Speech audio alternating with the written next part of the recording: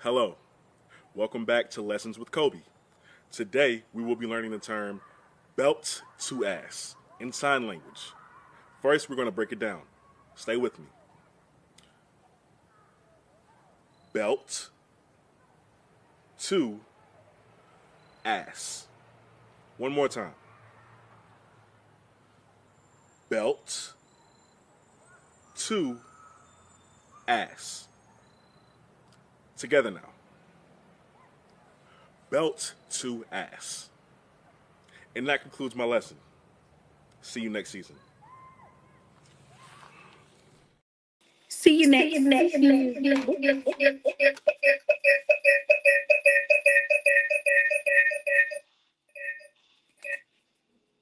We can't have none of that during SWAC Media Day.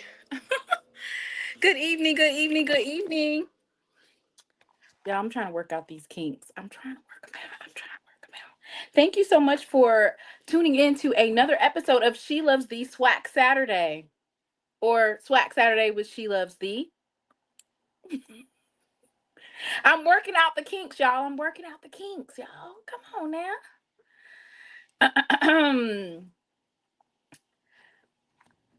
I am so excited. We have a lot to talk about. We have a lot to work on. Y'all come on in here. Come on in here, because we have some stuff we have to talk about. And you know that this platform is basically user guided, meaning all of my subscribers, our conversations, the things that we talk about, it's based off of what you guys want to talk about. And SWAC Media Day is this Wednesday. So we are going to be taking appropriate questions today. I'm going to be trying a couple of things, just, live trial and error so that I don't make any mistakes. Right. Yeah, Mr. Ford's been y'all been getting spoiled now. Now next week I'm really gonna go live. So guys have to turn your notifications on. I done already messed up. I went live. Hey Shonda. Shonda was in the other live. I done went live on the I tried to preset the podcast up for next week. And I done went live. How did I do that? So I was live on the SWAC Media Day live for next week for like 2 seconds. I'm excited, y'all. So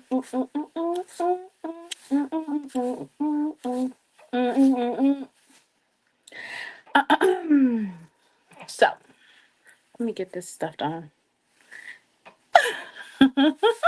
Y'all, see, I'm doing my trial and error. I'm getting all the kinks out. I'm getting all of the kinks out. I got some new slides. I'm fancy, y'all. I am fancy. Y'all are not ready for me. I am so fancy. Wait, where's the stuff at? All that extra stuff that I was seeing on the screen. Y'all, I done got fancy with this StreamYard. I didn't even know they had all that type of stuff on there. And I don't want to reveal too much because folks like to copy off my style. So I want for some things to be like a surprise. I don't want nobody else doing what I'm doing at SWAC Media Day. So, sometimes folks will come in here and take notes and then you'll see it. It'll be a different version, but it'll still be like, inspiration. Dang. Okay. I froze up a little bit.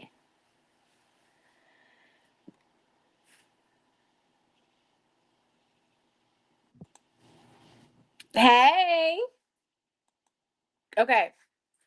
I've been telling everybody, and I'm going to tell you guys again, which is for football season, you're not going to be able to comment on my page, subscribe that day and comment because your team won or because the team lost that you didn't like and you want to heckle them. You have to already be subscribed. I'm starting to dial it back. By the time we get to football season, you would have had to subscribe to my channel for at least 30 days before you can comment. Because the heckling, the needling, the SWAC junk talk, that is a privilege of being a subscriber. Oh, Miss Whitley, tell your daughter I said, hey. Don't be using my terms against me.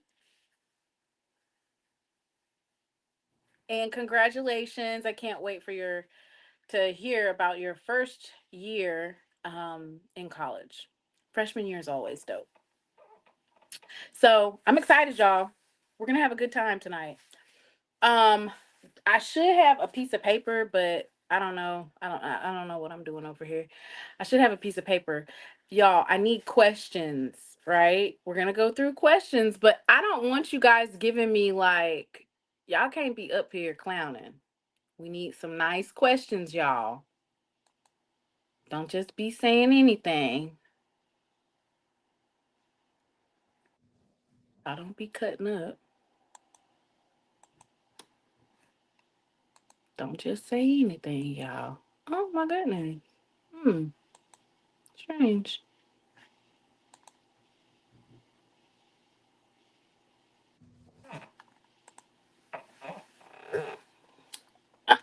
Mr. Ford, we're not asking is the MEAC and the SWAC gonna merge. We're not asking that type of question. There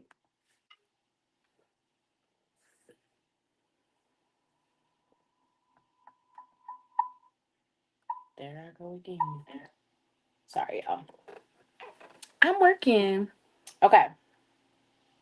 So, since you guys are tuned in, I'm gonna give y'all a small sneak peek at what I'll be doing for SWAC Media Day, and then I want for y'all to put your input in the chat, like ask certain questions, and I'll star them so I could save them and create slides. So, You can have student athlete questions, questions for ADs, questions for coaches. We're gonna focus on like the icebreaker questions for right now, and then later on we'll get into like specific questions that you want to ask certain people or that you would like. And who knows, your question could be asked live on Wednesday. Okay, let me see.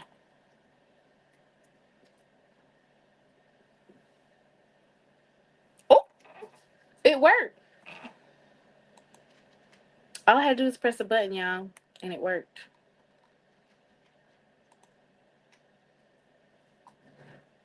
Mmm.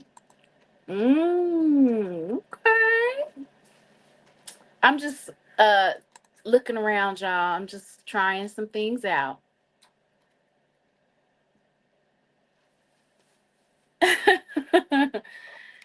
Albie said the rest of y'all can merge. Just leave the SWAC out of it.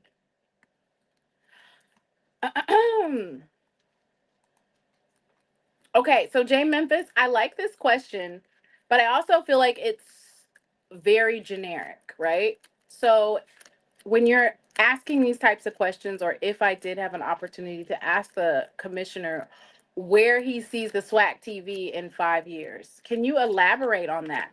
So, for instance, if I'm asking that question, one of the questions might be,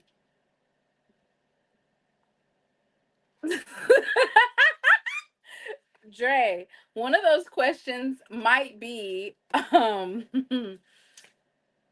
do you see the SWAC TV evolving to a subscription based type of platform?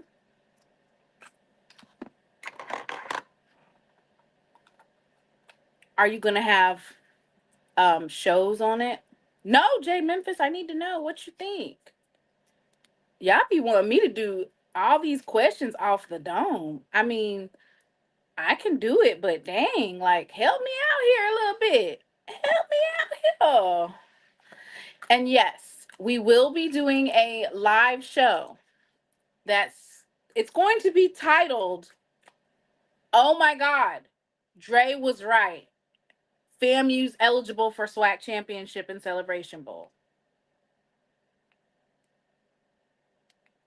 I mean, if that's what you want to do, we can do that.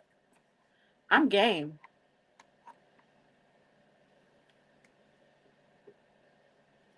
I love it. Just let me know. I'm down for it. You don't think I will? I'll do it right now. I'll change the show to say it right now. I'm down for the count. I'm with the shits. All right. So I am going to go ahead and put that on there. Okay, I started. Okay, anybody? Okay, y'all. What are we gonna ask these coaches? Ask coaches about getting rid of the divisions. Mr. Haynes, why would you want to ask that type of question? And who specifically are you gonna ask that to? Like, I feel like that only works for certain coaches, right? Only coaches that feel like divisions are keeping them from their being able to do X, Y, and Z. Ooh. All right, let's go. We need to roll in with the questions here. I need questions for the student athletes. These are icebreakers. You get to know the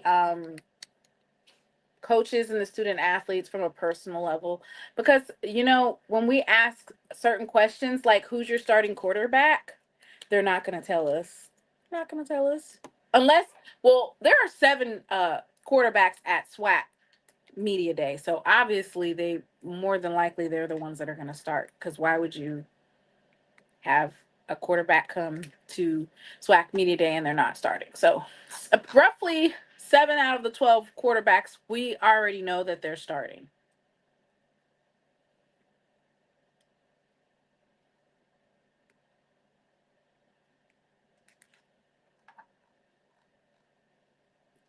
What's the Athletes' rituals on game day. Okay.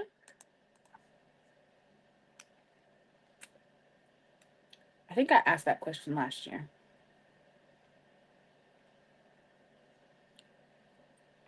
Day games, night game. I like that.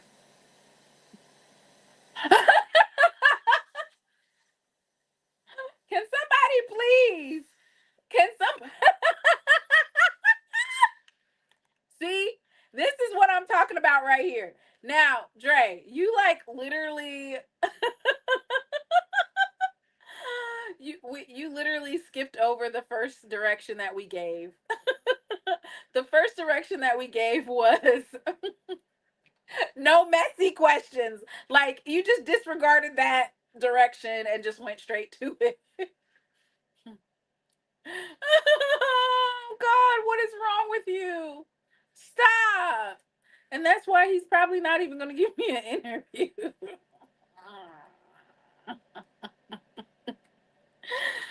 Oh my God.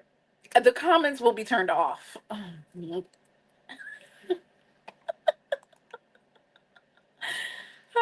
Listen, you guys can clown when we have the SWAC Media Day recap, or like, so on Wednesday night when I do the SWAC Media recap, you guys can do that, okay? Like, don't do that now. That's why them comments gonna be turned off. The comments will be off, okay? Let me see.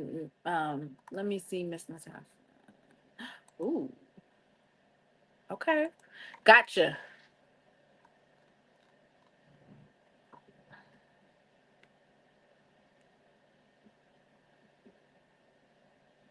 All right, y'all. Last year we played start bench cut with the coaches. Y'all want to play that again? I thought that was fun.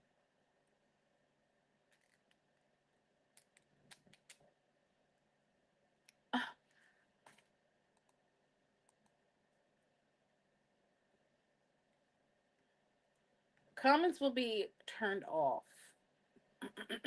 on certain, yeah.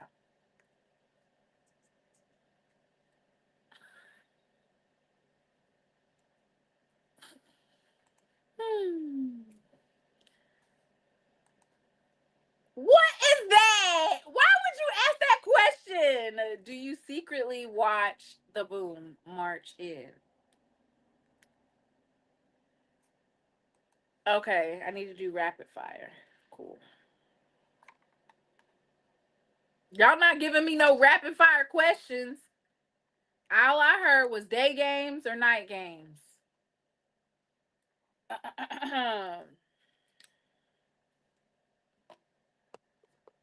Day games or night games.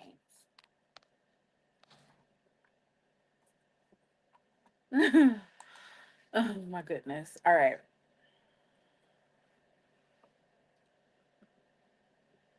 I'm gonna have to delete these comments because folks gonna come back and read my comments and steal my questions. No, I'm just kidding.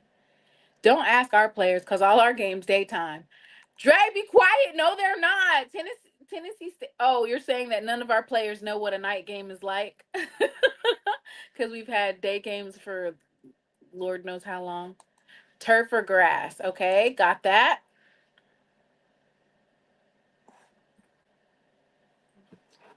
Let me do my rapid fire questions.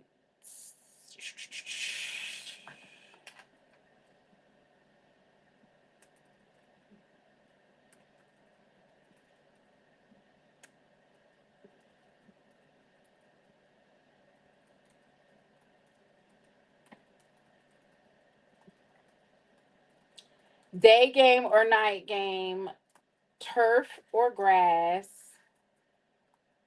um, away or home game. What's another question? Um, let's do strength and conditioning. So weightlifting or running?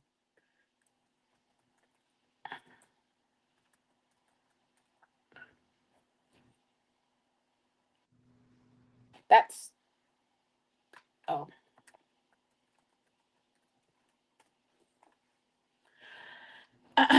Favorite pregame meal? Ooh.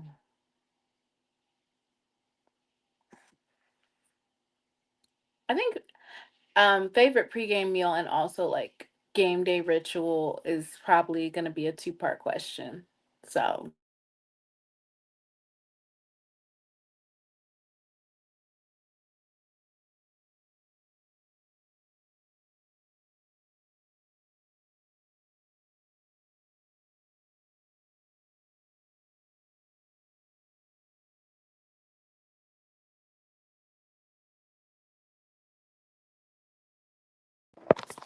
can y'all even hear me still? Let me see.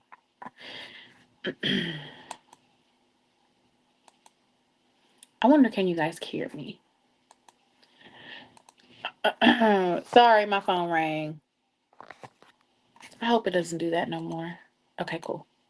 Since being in the SWAC, which rival game do you look forward to? Ooh, I like that question.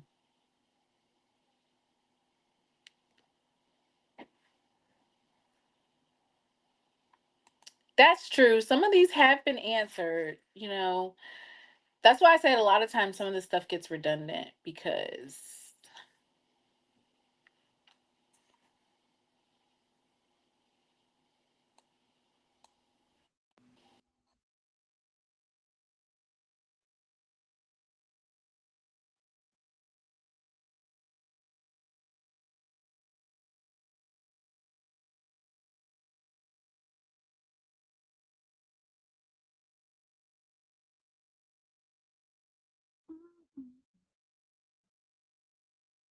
all right, y'all. All right, y'all. All right, y'all. All right, y'all. All right, y'all.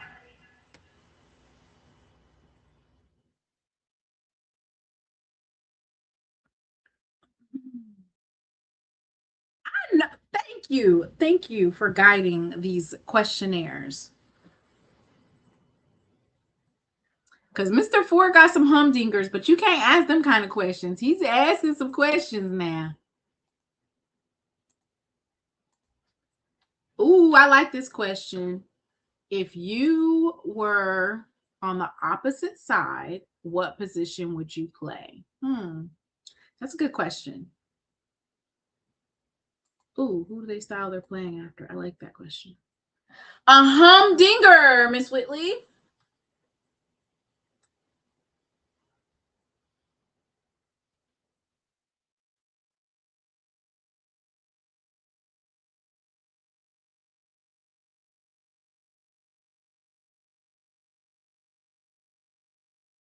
Oh, I like it. It's nice. Okay, y'all. We're getting somewhere. We're getting somewhere. I want T to ask the other teams. Oh, okay, okay, okay. Gotcha. Basically, she wants those other ones. Okay. So we need, yes, think outside the box. When you think about these questions, think outside the box. Think about like, oh, wow, I would have never thought to ask that type of question.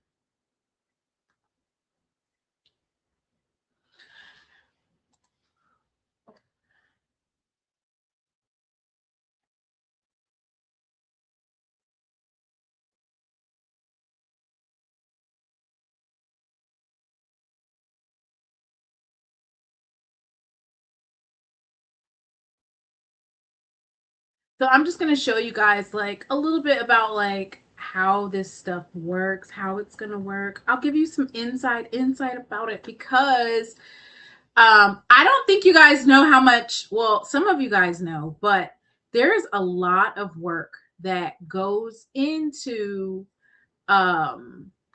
developing when you're doing SWAC Media Day. Like when I'm here, I literally use one background. But when you do SWAC Media Day, you literally have to do like 40 different backgrounds because you have 12 coaches, 24 athletes. It's crazy. Yes, Jamal, I want you to work for me because I am taking what you guys are asking and asking the coaches. So yes, I do want you to work for me. So get to getting, Jamal. You have the most to say. What do you want to say directly to their face?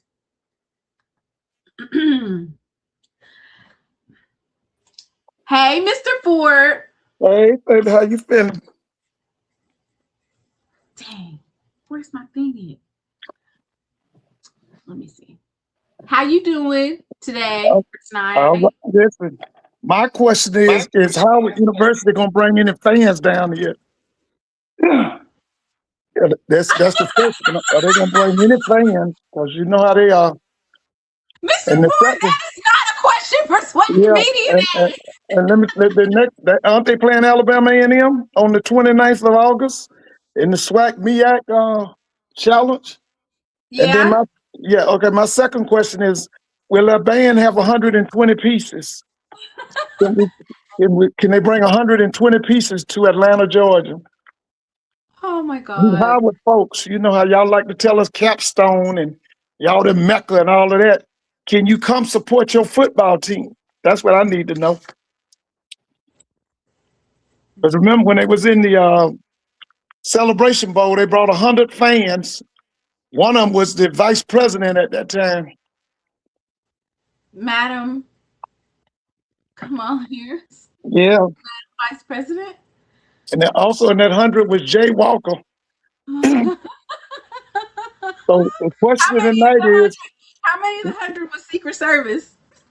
yeah, that's what I'm talking about. So the question of the night is, on the 29th of August, at, on the campus of Georgia State, will Howard University bring any fans? Oh my God. Mr. Okay, Ford, and will you bring 120-piece band, not a middle school band? That's the question. they said you came out swinging. What did I come out swinging about? Oh, I ain't even spoke. Hey, Miss Whitley. Hey, what about Miss Mary? Hey, Miss Mary. Okay, what about Hey, Brandy? Is Dr. Kanisha, Dr. Kanisha, y'all going to get a bus or something now? Bring some folks to Atlanta. Going to get a What? couple of buses. Hey, everybody else. Hey, everybody else. Hey, y'all doing all right? It got cool. We had a little rain and it got real cool down there. It was down to 81, 82. It felt good. Mm, mm, Hmm. mm. Yeah. Mr. Ford, Huh?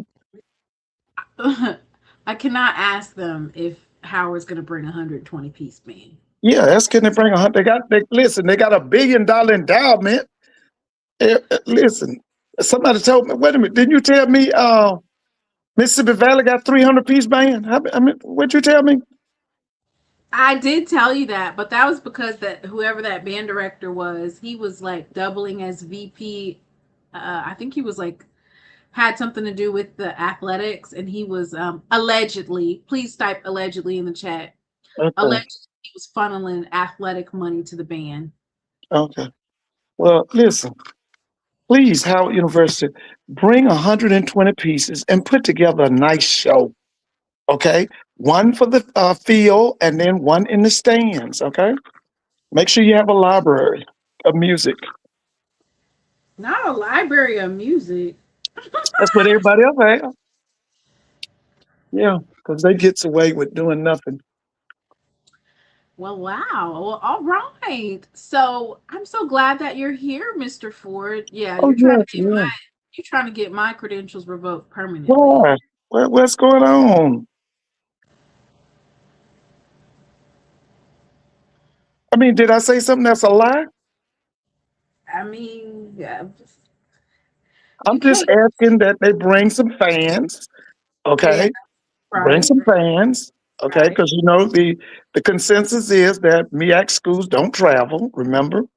right, Okay, right, you right. remember when I think it was Alcorn State played North Carolina A&T in the Celebration Bowl 3 times.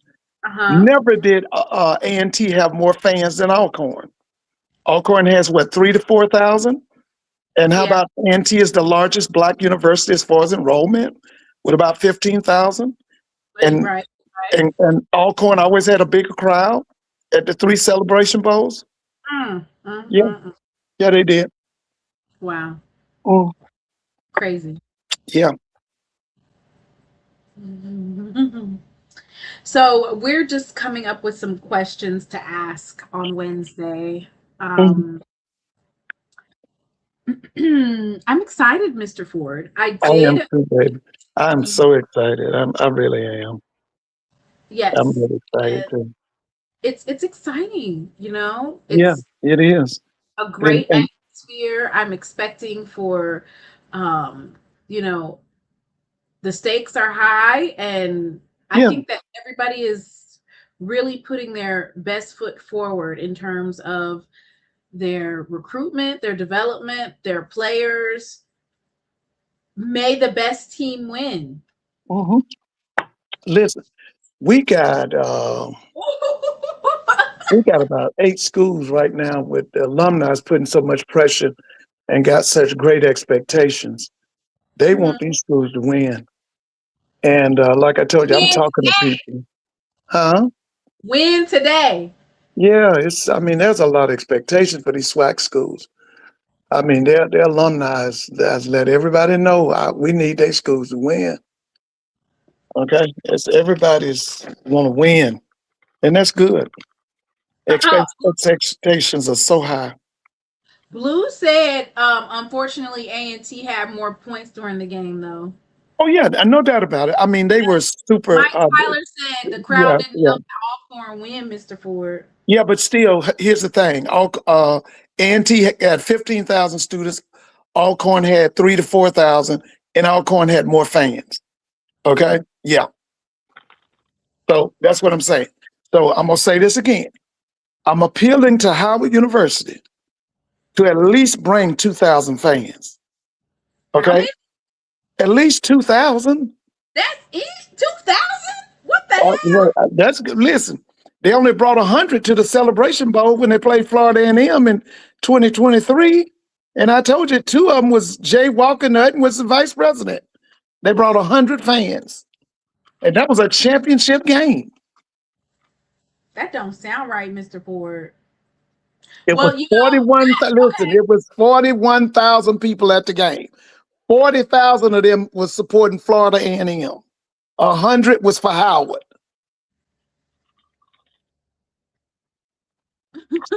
okay. Oh my goodness, Mr. Ford, you are off the chain. No, I'm just saying, could they bring some fans? Could you rent some buses? Could you put a program together so the kids can come? Okay, can you bring 120-piece band? We don't need to see a junior high band, okay? Oh God, Mr. Ford. Yeah, Can you bring 100-piece band?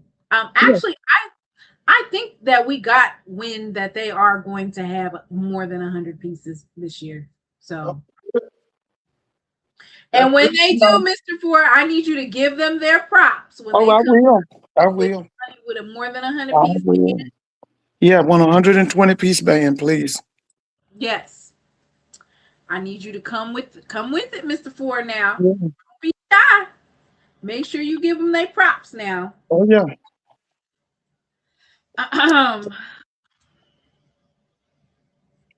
I'm ready to do my fashion rankings. Oh yeah. We should have done that tonight, y'all. Like the fashions of the past, the past SWAC Media Day fashions. They've had some really interesting attire, Mr. Ford. Anytime it's Black people, we're going to have a nice attire. You know that. Yeah. You know that. Can you expound for We're gonna me? take over the, you know what? They could add a red carpet to the WAC Media Day. I think they are. I think they had a red carpet last year. Yeah, yeah, I know. Yeah, okay. Yeah. Yeah. Can you talk a little bit about like the other media days deciding to go digital? And like what is the thought process behind that? because I feel like the media day, it's not just a time to introduce, but I feel like it's almost like a celebration, like an honor, right? It's It's a an family reunion. It's a family reunion. honor, a family reunion. Yeah, of all the schools. Yeah, I think it's a reunion. I think everybody's bringing their expectations. Everybody's glad to see each other. You know, you're back, and now, hey, I don't know if we're anybody? glad to see each other. I feel like it's kind of Yeah, like the best way that I can put it, it's kind of like throwing your weight around. You know what I'm saying? Like, I'm the big dog. I'm the big dog. yeah, oh yeah, that's too.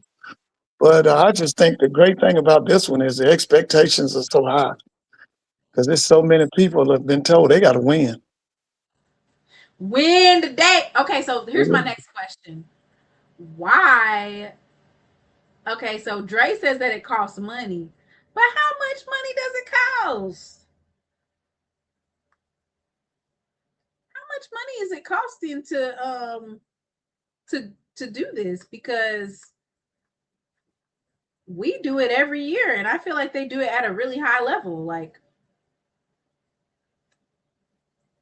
they have the same amount of people as us in terms of like bring two students. There's not anything like outlandish. What do you think, Mr. Pierce? I enjoyed watching the young men be dressed up and looking good, and the coaches looking good, and everybody's talking about their goals, short range, long range. I love it. It's the talking season, and because in about the last week in August, the talking season gonna be over.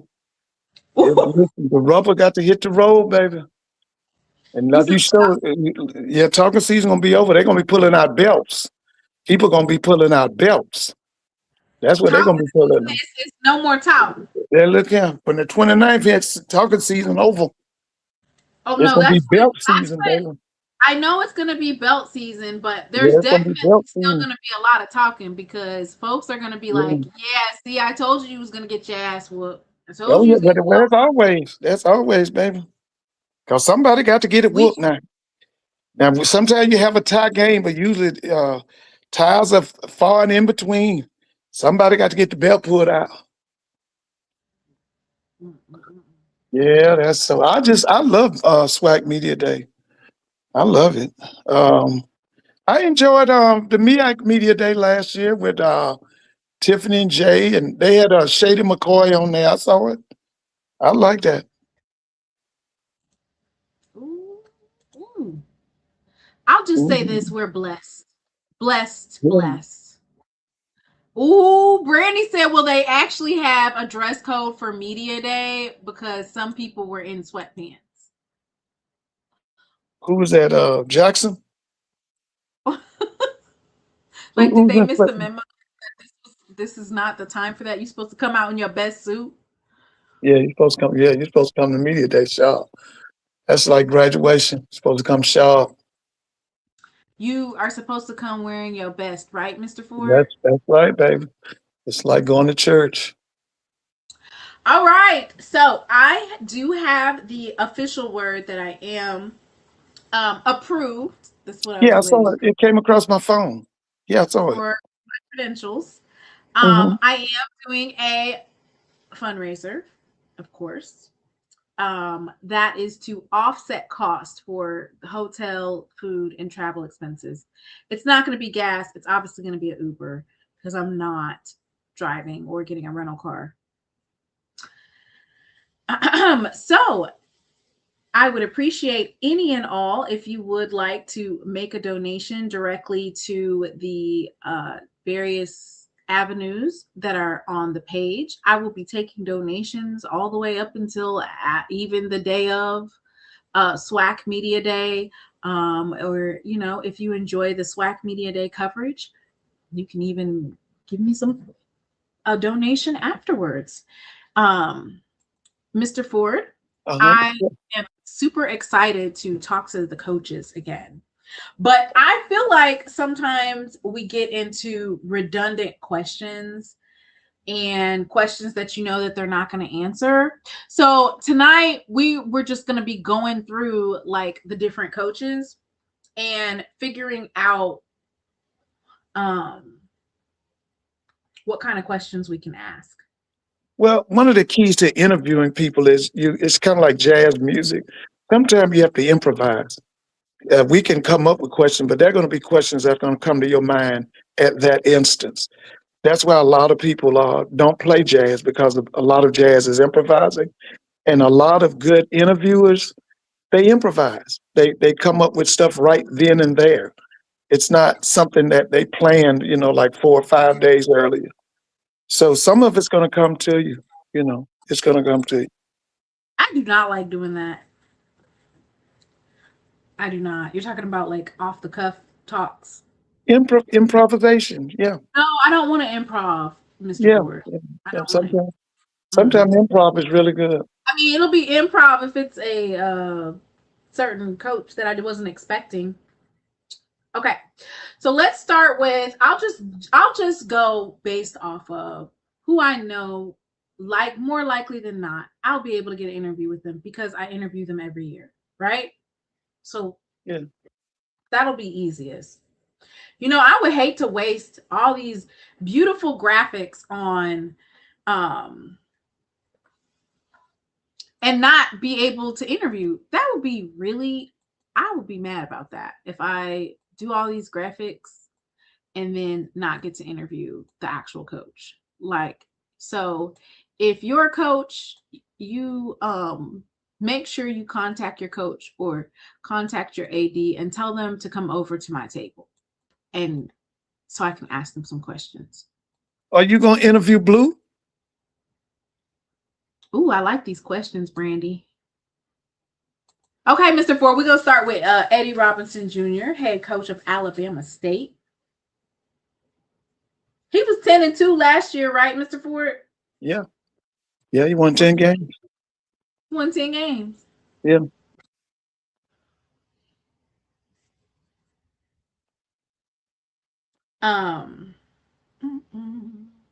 So, what questions do you have for Coach E-Rob?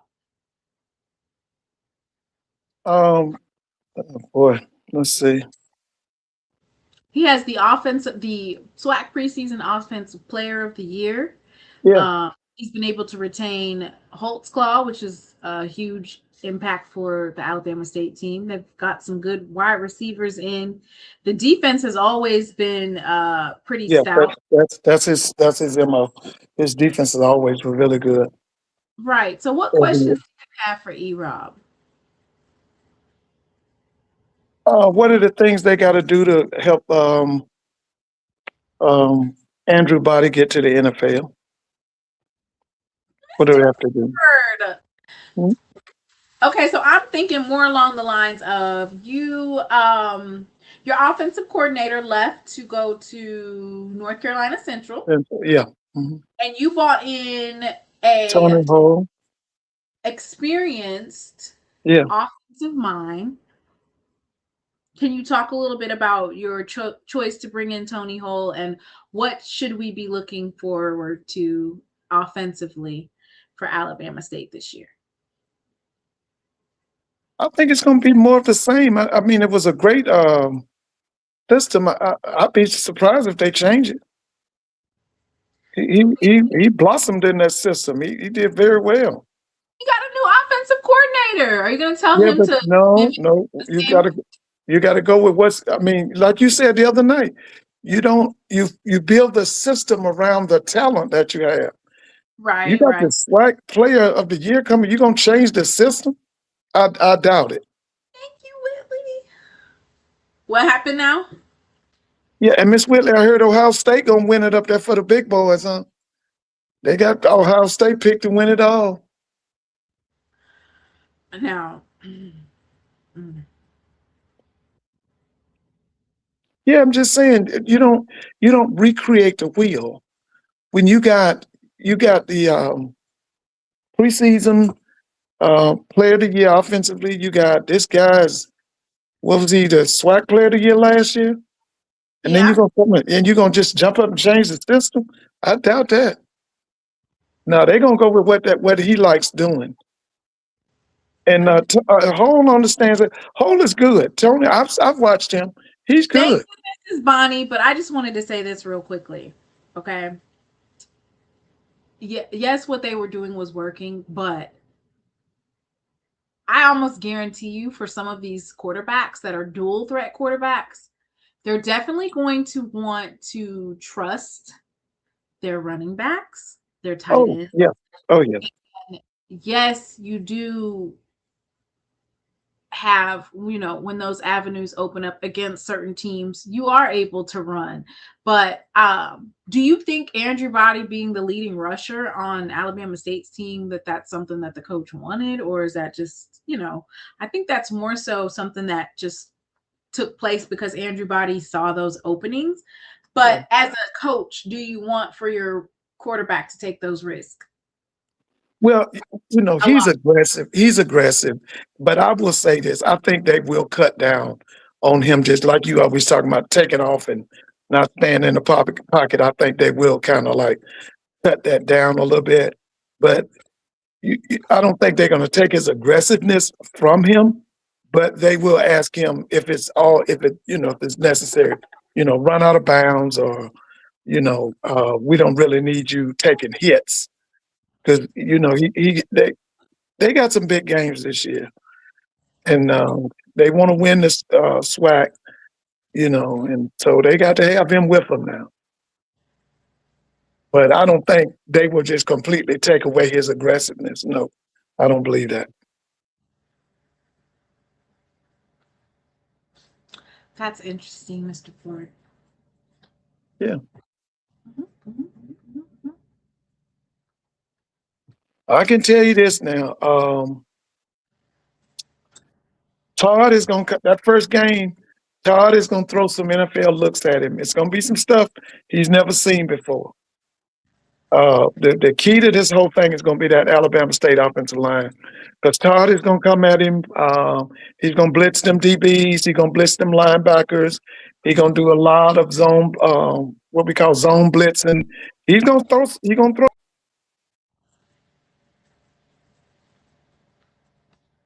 Who trained Todd? They coming.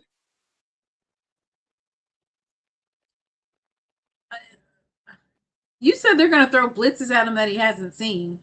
Yeah. Oh yeah, without a doubt. Todd. His name is Todd Light. He's the defense coordinator for Southern University. Todd is a Notre Dame graduate. Played for the Rams. He played with Aeneas Williams. Played under Dick Vermeil. His defense coordinator was Bud Carson. Bud Carson put together the Steel Curtain with the Pittsburgh Steelers when they had L.C. Greenwood, Joe Green, Ernie Holmes, Dwight White, linebackers with Jack Lambert, Andy Russell, Jack Ham, Mel Blunt, Mike Wagner, Glenn Pinell he was a FAMU graduate. Thank you, Mr. Yeah, that crew. Yeah, that crew, Mr. Ford. Yeah, they won 4 Super Bowls, I think. Everybody said, "Who is Todd?" Todd Light. He's the defense coordinator at Southern. He and Marshall were teammates with the Rams. So it'll be. Todd was trained by some great people. These folks are, especially Brandy. Brandy is cutting up. It's Brandy. What's Brandy saying? What's going on, Brandy? She said, is it a scheme that Todd set up? Is it? Say it again. I'm sorry. What'd you say? Is it a scheme that Todd set up? Yeah, he's going. Yeah. I mean, one thing you learn early on in coaching, you don't have to recreate the wheel. You especially if you from a successful dynasty like he is, he gonna bring some of that stuff with him.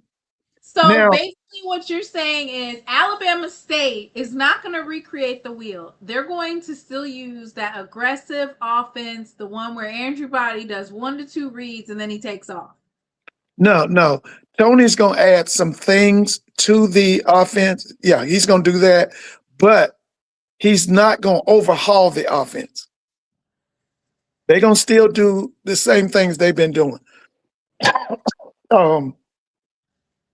They're going to want him to be as if somebody puts a spy on Andrew Body, does that open up tight end? So what if they put a spy on Andrew Body, right? Because that's what Jackson State did. I mean, Andrew Body still was running, but he was less effective against Jackson State. So that would obviously be the game plan. So what is the answer to that, Mr. Ford? If you put a spy on a dual threat quarterback who you know is going to do 1 to 2 reads, and then he's going to find a gap to go through to, get some forward pockets, what is going to take place? Well, I mean, there's going to be adjustments. The answer for that? Huh? We got to have an answer. What's the answer? I mean, as far as what's going to happen if they put a spy on him? Mm-hmm. Well, usually, like you said, if you got 1 or 2 men that's assigned to him, yeah, that's going to be some openings. Usually the flats are going to be open. The hash is going to be open. What we call the shallow crossing, which is always open. That's going to be open. I mean, it's going to be his decision making, and that's why I was saying I don't think they're going to do too much changing of that offense because he's a really good decision maker.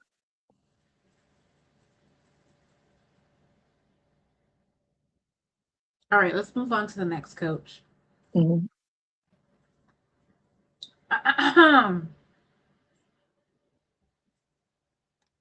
Do you see it, Mr. Ford? Oh, dang. Yeah, Sam. Yeah.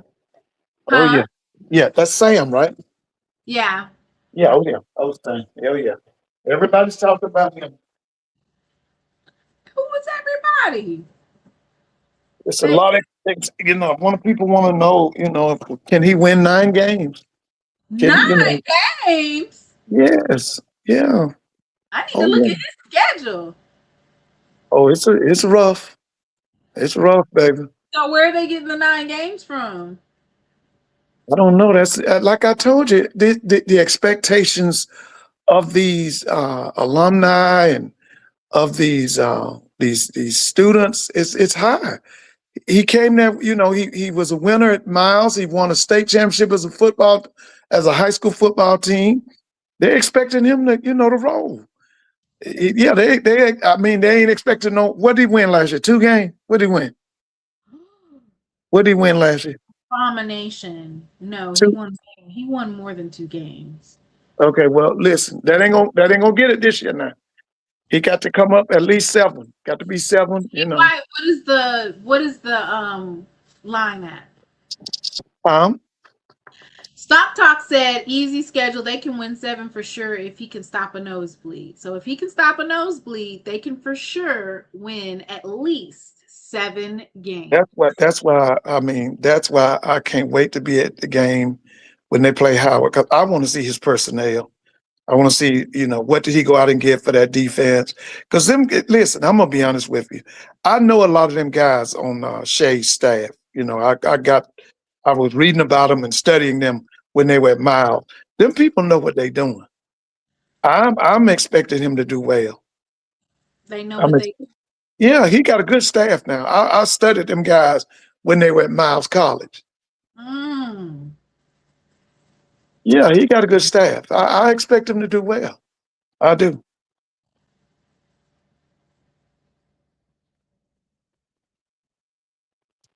Jay White, what's your over and under? I'm asking Jay White. What's Jay your White is on here? What's your expectation? Yeah, he on here. Hey, Jay, what do you know about that front 7 on that defense? I mean, y'all got a lot of guys coming back, and did y'all bring in a lot of guys?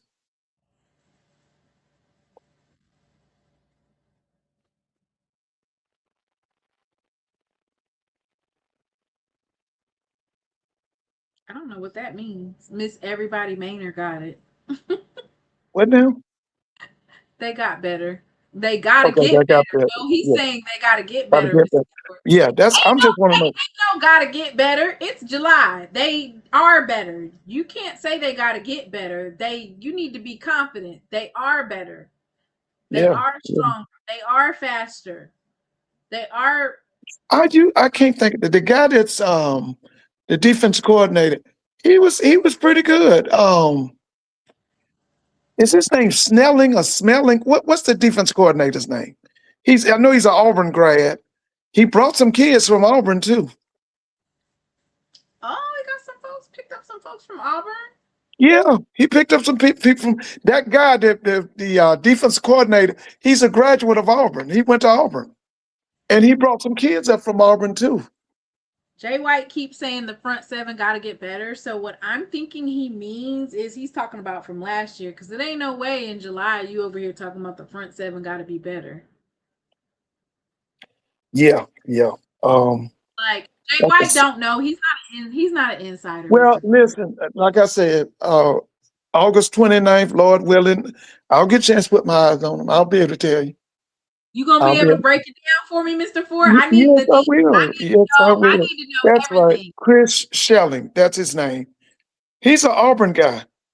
Yeah, yeah, Chris Schelling. I don't know what years. Hey, brother, is that Benford? What years was he? What years was Chris Schelling at Auburn? What is he with Cam Newton, or he's way before Cam Newton? What? Because I want to see, and the reason I'm asking, I can tell you who coached him if you tell me what years he was there. Mm. Yeah,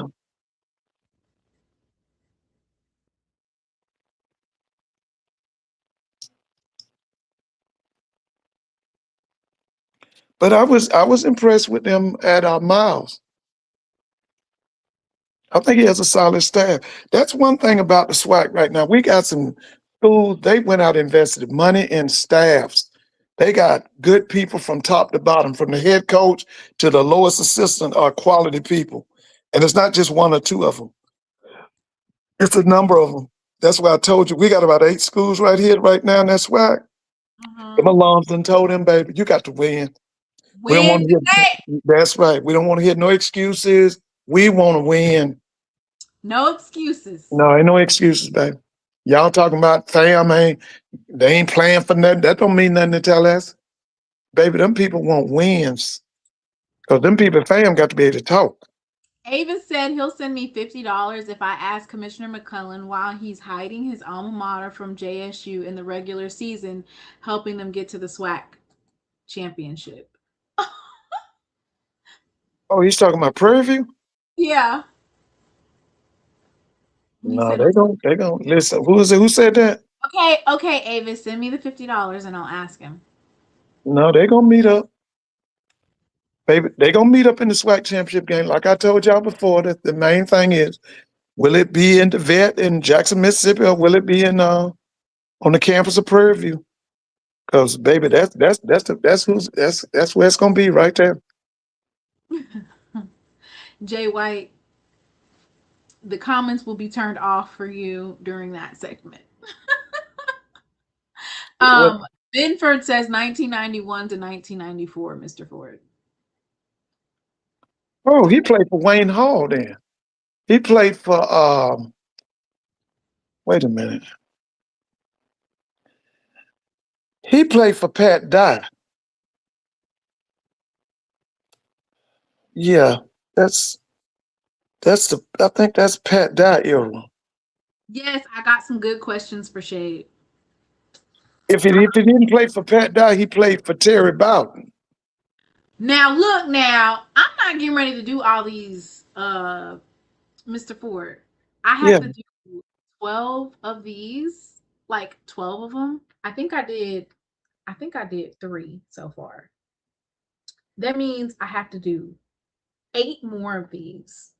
And then what if I do one and the coach don't even show up? I'm gonna be mad. No, just ask. Let me see. Okay, let's see. I'm gonna be Pine, mad. Pine Bluff, Mississippi Valley. The main Yeah. question I asked him is how many are you gonna lose? That's what you asked him. How many games you gonna lose this year? Who's gonna ask that question? You? I am not asking any coach how many games are they gonna lose this How many season. games you gonna lose? Why would I ask that question, Mr. Ford? Yeah. Why would I ask somebody? We want real questions. Okay, Avis. There's a different way to ask that question, and it's not. So how many games are you expecting to lose? That's a terrible question. Oh, okay. Mr. Ford, you would ask a coach that? Yeah. Because that's what they do. When's the last time Mississippi Valley had a winning season? Why would you ask Valley that though? You know that they have. Okay, when's the last time They just had wait a somebody minute. stealing Wait their a minute. money. When's the last time Pine Bluff had a winning season? Was it that spring season? I think it was the year that They played Alabama State. Coach Thomas was over there from Alcorn. That head coach was I over thought there. it was Doc Gamble. It was coming. I was thinking it was Doc Gamble. Maybe it was. Oh, All right. Oh, I like that question, Brandy. All right. Now, I have to do all 8 of these. So there is a chance that, some of these coaches I won't be able to interview. Oh, and by the way, I know you're going to do your coaching. Please interview somebody from HBCU going. Find out what's on their mind. What do they want to do? And Why then would I interview HBCU Go? HBCU Go is going to be on HBCU Go's channel, Mr. Ford. I know, but I'm saying I hope you can get an interview with one of their people. What are their goals? Because they're really good. I love HBCU Go. I know, but they're going to be on their own channel, Mr. Ford. Yeah, but maybe you can get an interview with one of them. What's And their then, name? because Charlie, we done lost Charlie Neal. I just wonder, what directions they're going in now. All right. So,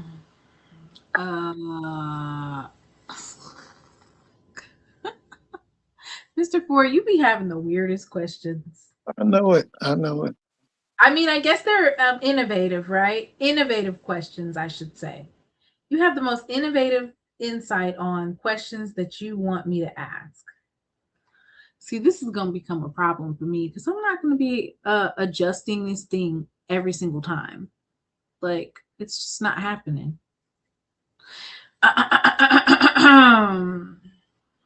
Like, who wants to adjust every single time? All right. So they want to ask Quinn Gray some questions.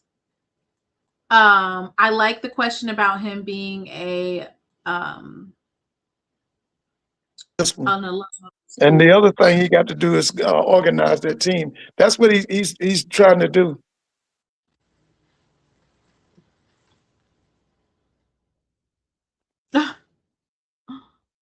Oh my God.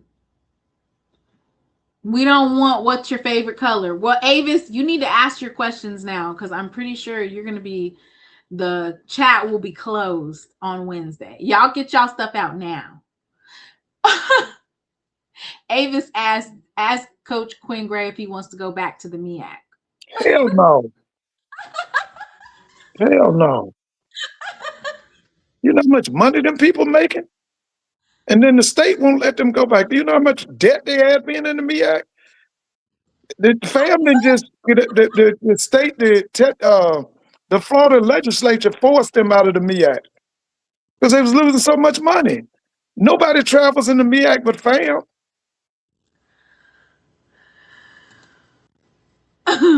They ain't missing the MEAC. You know how much money they get now? I mean, they'll tell you.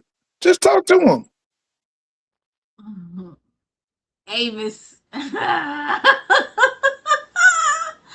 Okay. Mr. Ford, Whitley wants me to ask HBCU Go why they keep cutting off Jackson State games to show people playing spades. What?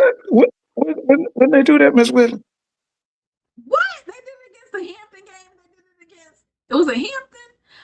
I think it was a Hampton. Yes.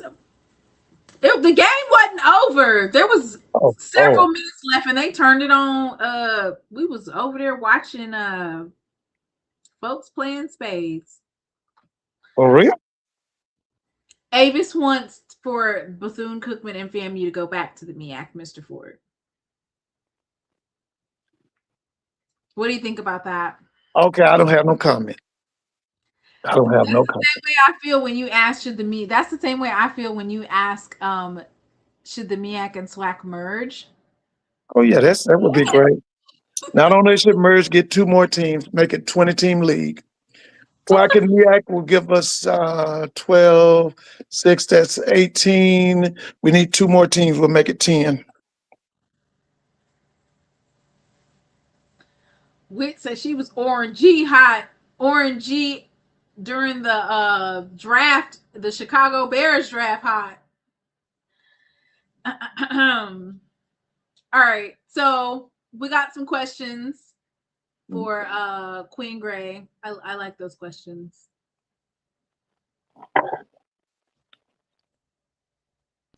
Well, I could tell you, Miss Brandon, a couple things. The number one thing and he's doing it.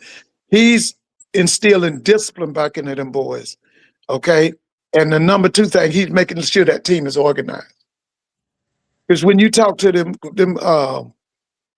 PWI coaches, because I've talked to them, I say, what do you see as the weaknesses in HBCU football? And the first thing they're gonna say, they're not organized, they're not disciplined. Who's gonna say that? Them people from the PWI, they always say that. You know what Dre said? I don't know why they're saying that, and they have their a conference that has their media day on a computer. Can't tell me nothing about being organized. Okay. No, me either. I don't like that computer stuff. Okay, so Dre said earlier. Dre said earlier a question was, you always say that you're not a black college coach. Are you a white college coach? I was like, I'm not asking that question. I'm not asking that question.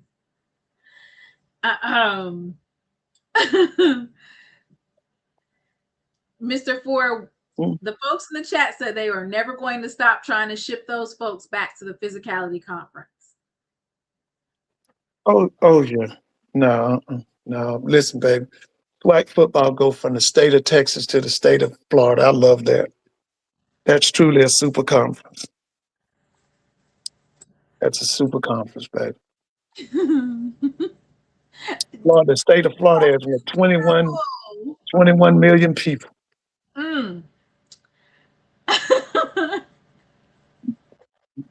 All right.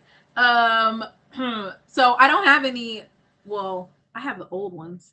Okay, I'm gonna put up the old ones, y'all. Y'all will appreciate my graphic game because every year I'm elevating. All right, let's your graphic game is awesome. All right, let's see who we got in here. All right, let's see. All right, now. So this is Coach Thomas's second year, or no, this is his 3rd year. Oh, right. He's got to do some winning this year. He got to do some winning this year. Yes, he does, baby. Like, you can't. There's no like excuse, right? No excuses, right, Mr. Ford? No, baby, it's high expectations on the reservation. So you got to remember. I haven't edited. Listen, they looking at 2 schools when you're on their reservation. First of all, you're looking at Jackson State, and another thing you're doing, you're looking at Southern. And then really on the 3rd flank, you're looking at Grambling. Looking at Southern? Why would they be looking at Southern? Close proximity. They play every year. They are rivals. That's a little school against a big school. That's what we say about Grambling. Grambling was a little school. Southern was the big school, but Grambling used to whoop that ass every year. They took pride in that, baby. And then people down there in that reservation, they looking at all that success TC having. You think they ain't jealous? Wait a minute, who's jealous? Think about it. You think they ain't jealous of what TC doing? Who's Come jealous? on, man. Them folks on that reservation. Yeah, he got to win. He look him. That bro got to win, and see, look him. Has he ever beat Jackson State? He's only been a coach for 2 years. So he never beat Jackson. He got to beat Jackson State. He got to beat Jackson State now. Because that'll be a wound on him. You know, that when that crew that don't like him, that's person. He ain't never beat Jackson and all of that. See, that's what they'll be saying. He never beat Jackson. But I'm telling you, listen, that brother got to beat Jackson. He got to deal with Southern, and he got to deal with Grambling. Then he got to come, because I done told y'all, now y'all I'm going with that. Listen, in the West, they fighting for second place. That's what they fighting for. Second place.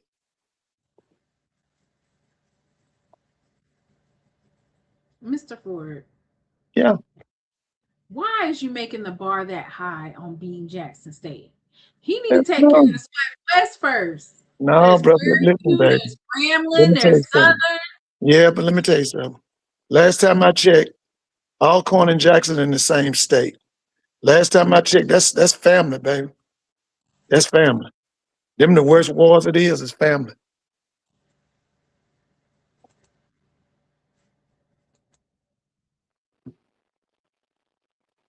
Lady T said he's not going to beat us this year either, Mr. Ford.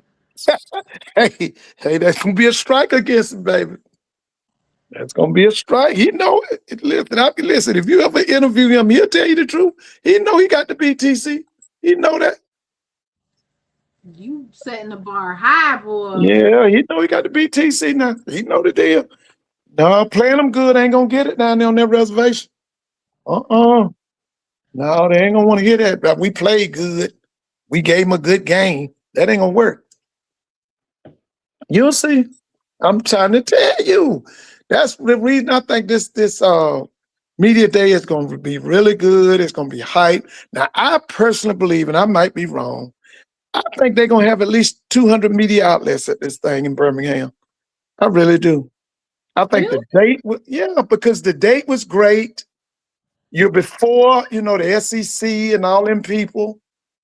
It's the same date every year. Yeah, but now sometimes, let me see. Y'all, sometimes you're around the same time as the SEC. But you don't have to worry about that. Always July 16th, because I look back I've been to SWAC Media Day this would be my 4th year. Yeah. Okay. Oh, I like that right there.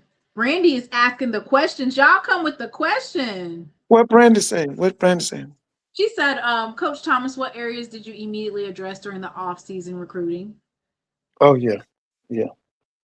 Because their biggest issue is going to be offense. If they can get a top 5 offense, they're going to do well.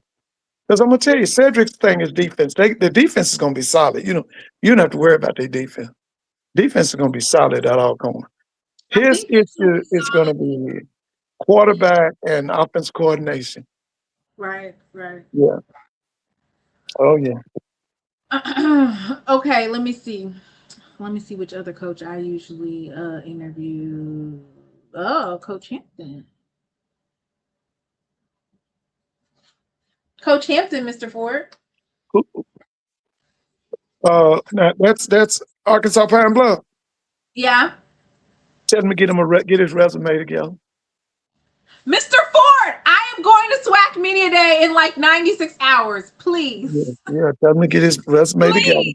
Please. Yeah, please. I am begging you, please. This is his what? 4th year? This 4th year, 5th year? This is 4th year. Yeah, he got to do at least now. He got to win 6 now. His 4th year, he got to win 6. He got to win 6 games.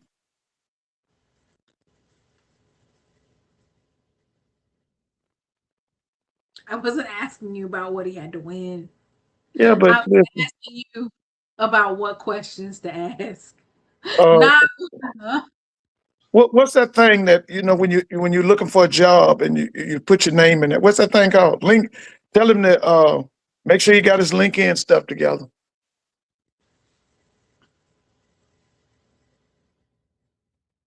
I'm not doing this with you tonight. I'm not doing this with you tonight, Mr. Ford. I'm not. Yeah, make sure you got that. Okay, let's move on. All right. We're going back over to the SWAC East. Let's do Bethune-Cookman, Mr. Ford. Oh yeah, yeah. Y'all in the comments, y'all ask the questions, please. Well, ask him about that new defense coordinator, and will it be a dual? Will it be a co-defense coordinator situation, or is this guy going to be the primary defense coordinator? Because now I'm going to tell you about Bethune-Cookman. Let me just say this. Okay. Bethune-Cookman is basically in what we call Central Florida. Okay. Athletes come a dime a dozen down there. Bethune-Cookman ain't going to have no problem getting athletes. Okay. But the thing with Coach Woody, from my viewpoint, is his staff got to be tight because they're going to get the talent. You ain't got to worry about that. Because, see, he's sitting there. He right there at Jacksonville. He right there at Orlando. He right there at them little small towns like Sanford and DeLand. And then you got Tampa right there. Then you got Fort Lauderdale. Then you got Miami, because, you know, a lot of their alums is in Fort Lauderdale and Miami. So they can get players. But he can recruit now. Don't get me wrong now. Coach Woody can recruit. Okay. But, you know, it's just certain things about his staff. Like for me, I liked his offense last year. I liked them guys. But then on the other side, I was like, what is this? You know, looking at his defense, I'm like, well, what is this? What are they doing? You know, if he gets that defense coordinator in, and that guy comes in with a solid situation, knows, because one thing about Bethune-Cookman, like I just said, they're going to always have athletes because of where they're located. Right. Yeah, they located in a, you know, athlete-rich area. That Central Florida area, man. Whoa. Right. Yeah. So just ask, you know, what's the situation with this new defense coordinator? Is he going to be the co-defense coordinator? Is he going to just be the defense coordinator? What's going on? What we going to do? We just need some clarification. Yeah, we need clarification. Because if this guy is the answer, they could roll now. Because I'm telling you, one thing Bethune-Cookman is always going to have, they're going to have talent. Right. Yeah, they're going to have talent now. This will be his 4th year at the helm. Okay, let's see. 4th year. He beat AMU last year. Yeah, but let me tell you this. Beat 4th year. Alabama A&M last year. Came That close that might not happen this year. Because listen, if Alabama A&M is what I think they're going to be, he's going to have a problem with them. Okay, now, if he's going to stay in Daytona Beach, he got to beat FAMU. You got to beat FAMU now. You got to beat FAMU. You start losing to FAMU, you got to get another job. Can't stay down there. You can't stay down there. You got to beat FAMU now. So what if FAMU gets beat this year?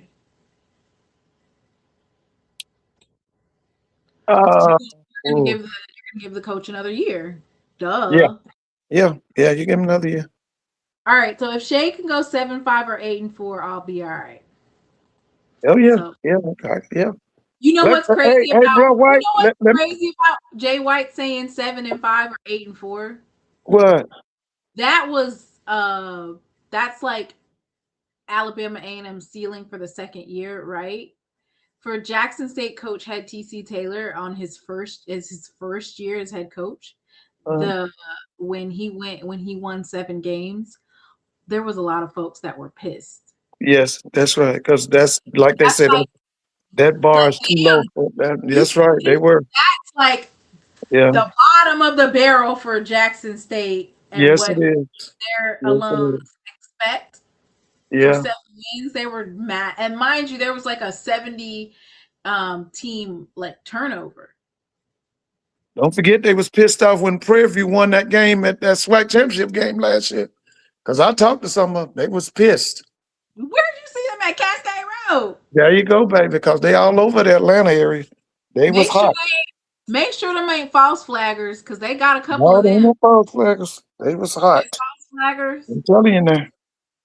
Are you sure they wasn't false flagging? No, they was Jackson people. They was hot. Yeah, love. Are you sure? Because, you know, y'all one of them schools that feel like nobody should beat y'all. Nobody should beat y'all. Not no HBCU school. Who said that? Y'all, some of your people. Hey, No, Desi.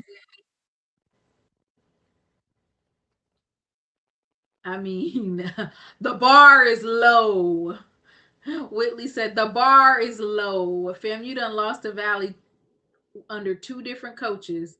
They lost the Valley. The bar is low. yeah, but all that's over.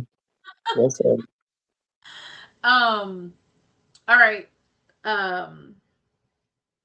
They want to know, is Mickey Joseph going to be, I'm not saying that. Next. Ash Marshall Falk. I'm not asking that either. Good Lord.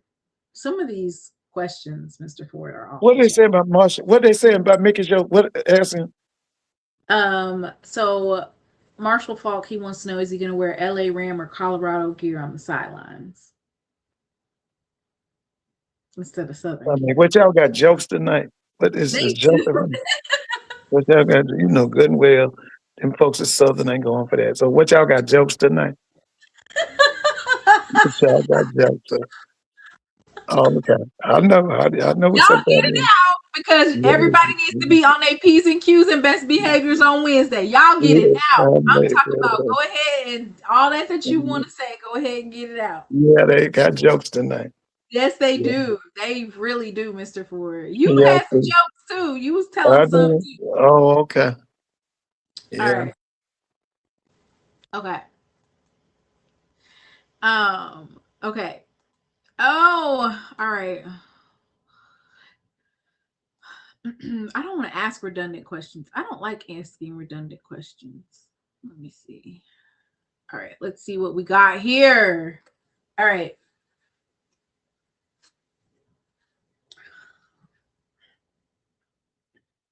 Are you gonna interview Mr. Campbell?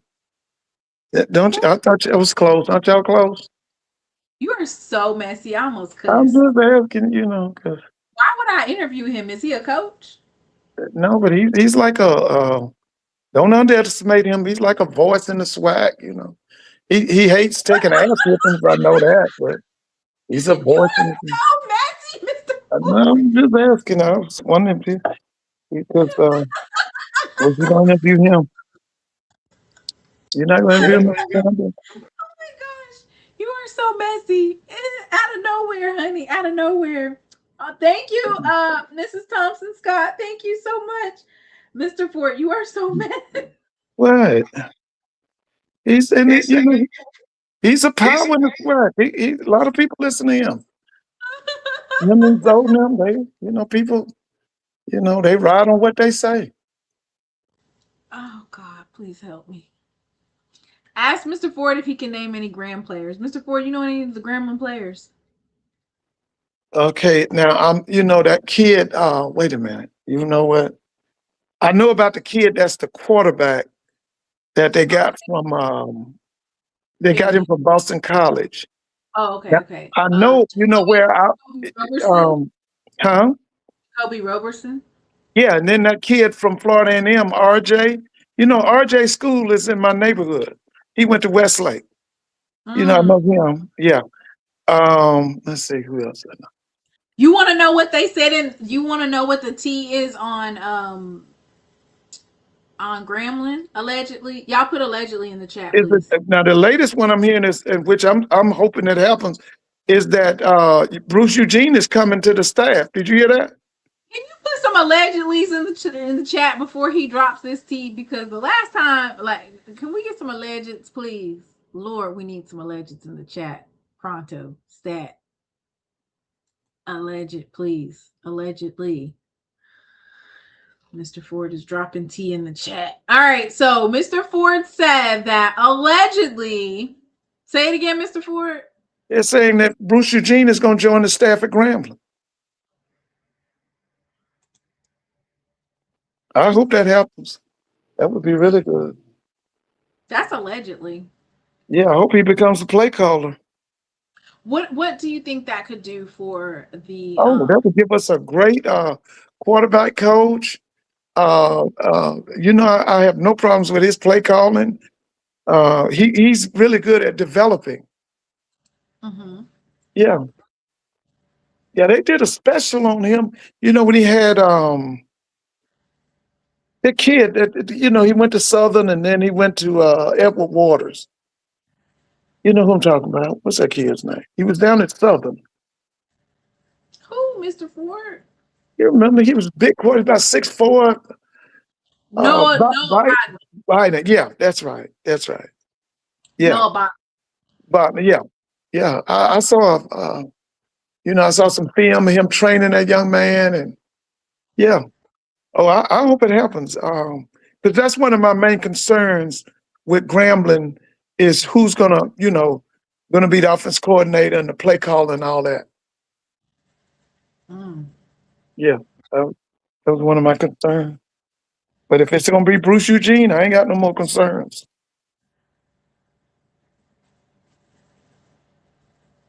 You don't have no more concerns.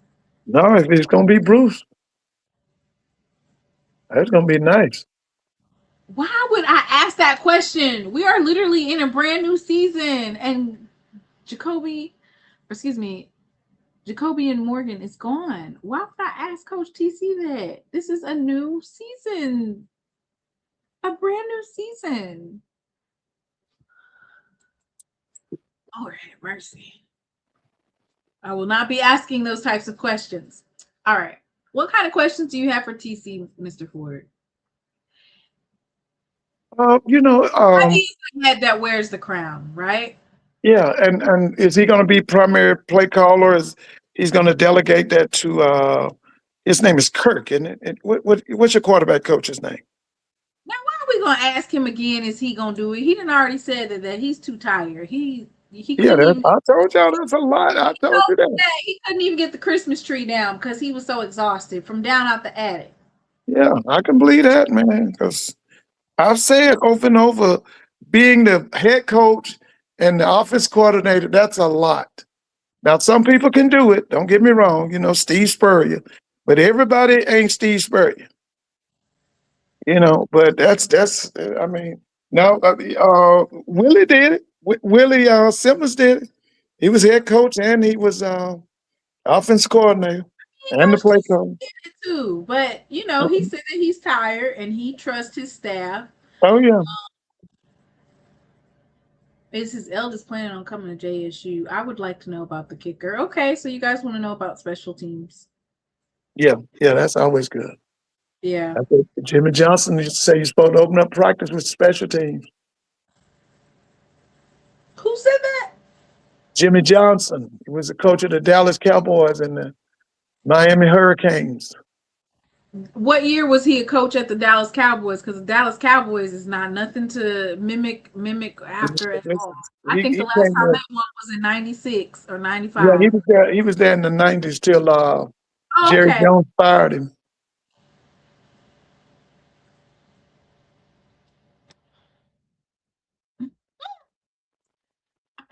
So this is the thing with Coach TC. Like, I know he gets tired of folks asking the same damn questions every day, year in, year out. So let's ask him some different questions. We need to ask Coach TC some different questions because we already know he already answered 1,001 questions. So we're gonna talk about special teams. I think that's a good thing to ask about. He's already talked about the young team. Let's do something else. Okay, Mr. Ford? Okay.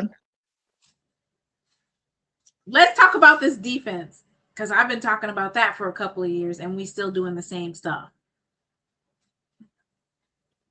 Well, the defense, from what I'm hearing, is going to be it's going to be young, and the experience is going to be in the secondary. That guy we was talking about, Cam Silas, and what's the brother's name? The one I told you I really like, Rogers. That Rogers and Rogers is not Rogers. young. No, I'm saying that's what I said. The experience is in the secondary, but they got new people. But for what I'm hearing, they're very talented. That those defensive people are very talented guys.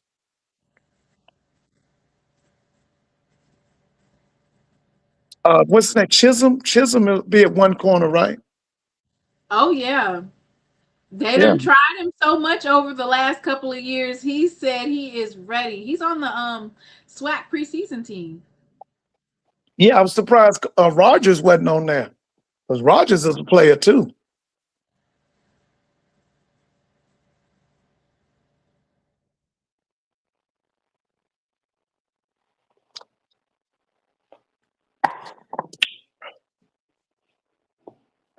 Who looking good in the line? We got some linebackers? Yeah, you got some linebackers. I can't wait till they actually release the roster. My goodness. Well, you're on the cusp of that. That's when you'll be there Tuesday, right? Yes. You probably get the roster Tuesday. They probably hand you one. I do not get special treatment like that. All right. So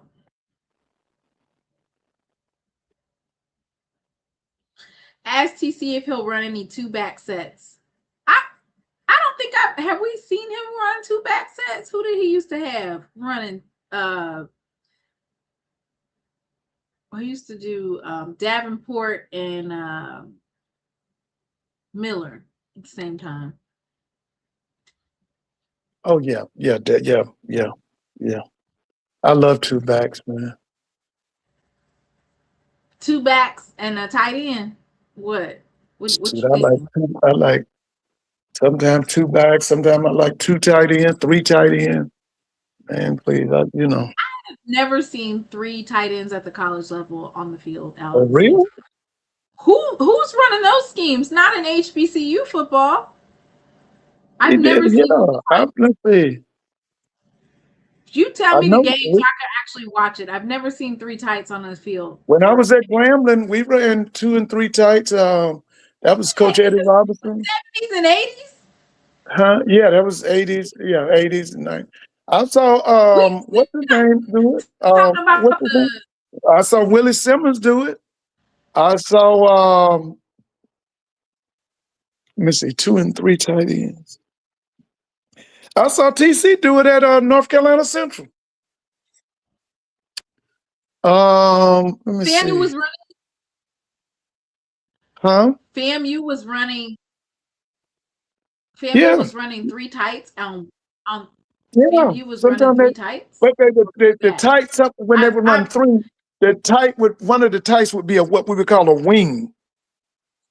He was not on the line of scrimmage. He was what they would call an H-back. Yeah, I've seen. There have been some schools.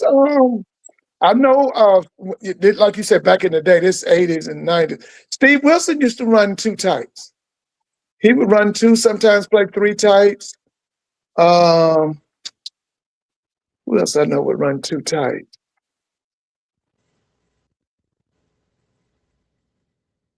What's his name? Dawson Odoms would run 2 and 3 tight ends. Dawson Odoms hasn't had a winning season for like how many years? Yeah, but I'm talking about, you said who ran 2 and 3 tight ends.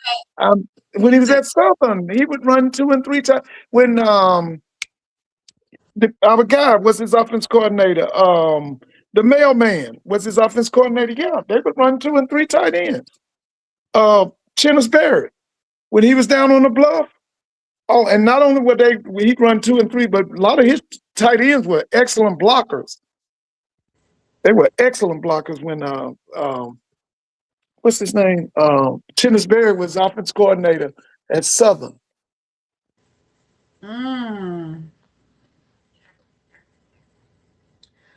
All right, so Mr. Ford said 2 tight sets, and then you said 3.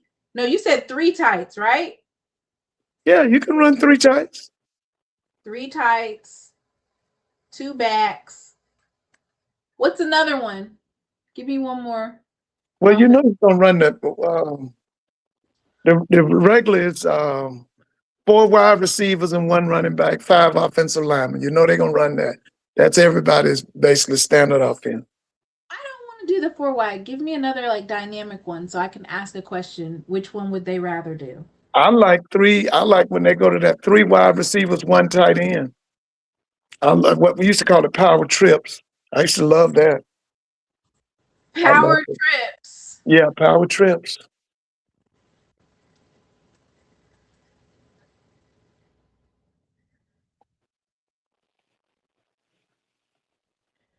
Okay, this is going to be a icebreaker question. Some of these folks, they'll be like, oh, I'll just let my offensive coordinator pick it out.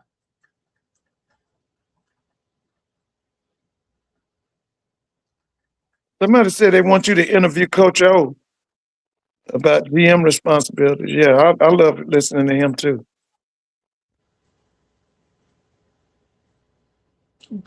General manager responsibilities.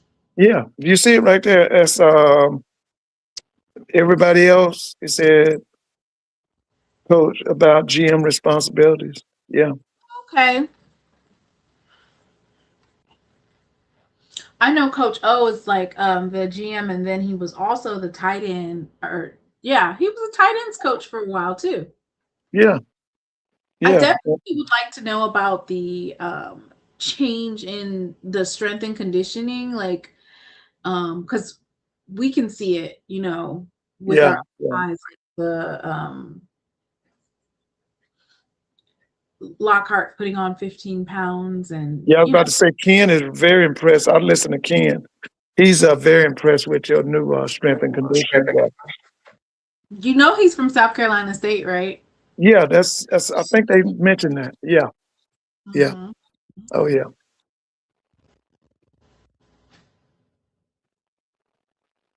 So that's exciting to see from the spring up until now, seeing that change in the student athletes. Because that's going to Hey, be really. you don't have no questions for Dr. Ashley Robinson? You gonna interview him? I interviewed him last year. Well, I'm saying, you got any questions for him? What if I'm pretty sure the question that you're going to ask me is a question that I already asked, though. That's the only thing. They'd be asking the same questions. You know what I'm Okay. saying? Like you want to, like I think Mr. Ford, you said, ask Boy Wonder, ask him this, ask him that. And it's like, Mr. Ford, I asked him that last year. Like, are they going to have you said a Chicago, right? You wanted us to Yeah, play I was about that. I still want to know that. last When are year. they gonna play a game in Chicago? I asked that question last year. Yeah, so ask it again. Why would I ask the question again? It's going to Because be I the need same. for them to play in Chicago.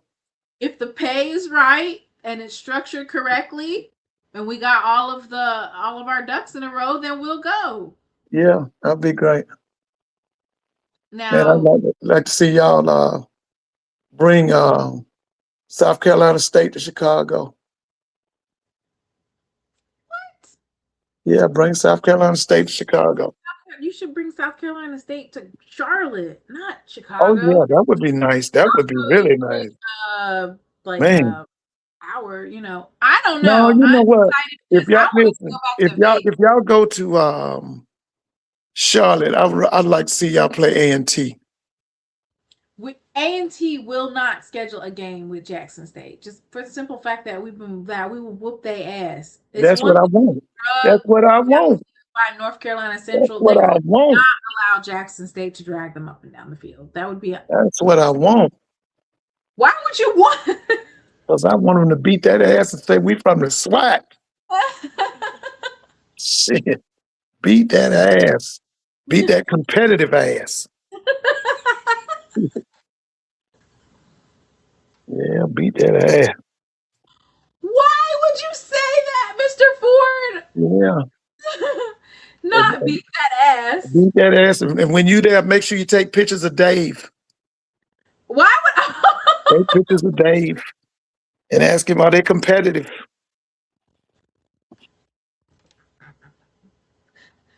That's your problem right now. That is the problem, Mr. Ford. What's the, You are cutting up, okay? Like no, they are not gonna schedule us, okay? I don't Ask know them. now. They might. I mean, they do. I think the AD did retire now, so we might got a chance. But I would venture to say more often than not, the answer is probably going to be no. That's just being realistic. If I'm on a down year, I'm not looking to schedule Jackson State. Well, but listen, they gonna always be on a down year, long as they in that what you call it CAA. They gonna always be on a down year, because I told you they done destroyed that program. You did not. You did not say that they destroyed the program. Yeah, they did. They listen. It was what was it? Chancellor Martin and Earl Hilton. They did. They decided to pull them out the MEAC and put them in the. It was it the Big South, and then from the Big South they went to the CAA. All right, Mr. Ford, I got your question. I got your question. What you got? You said which offensive sets is your go-to and why? 3 tights, 2 bigs, power trips. Oh yeah. Oh yeah. Yeah. Yeah. Yeah. All right. So I think that's a good question, Mr. Ford. Yeah, tell him I was so happy that they've gone back to playing those night games. I was really happy about that. Who do you want me to tell that to? TC or Dr. Robinson, either one. Definitely ask TC because TC played in them night games. Yeah, that's the good thing about coming to Jackson. Was y'all played night games. Everybody used to love it. I remember y'all played a homecoming game at night. Usually schools don't do that. Y'all played Southern. That was back in the 80s at night, man. That game was BET. It was big old crowd at the vet. Man, I love that. Me and my mother watched that game. Yeah. Southern had a boy named Nate Harrison. They broke y'all hadn't lost a SWAC game in 2 or 3 years or something, and they broke it. It was Southern coach was named Gerald. He's deceased now. He just passed, I think, in the last year. Gerald Kimball, I think his name was. But the quarterback was named Nate Harrison. He was something else.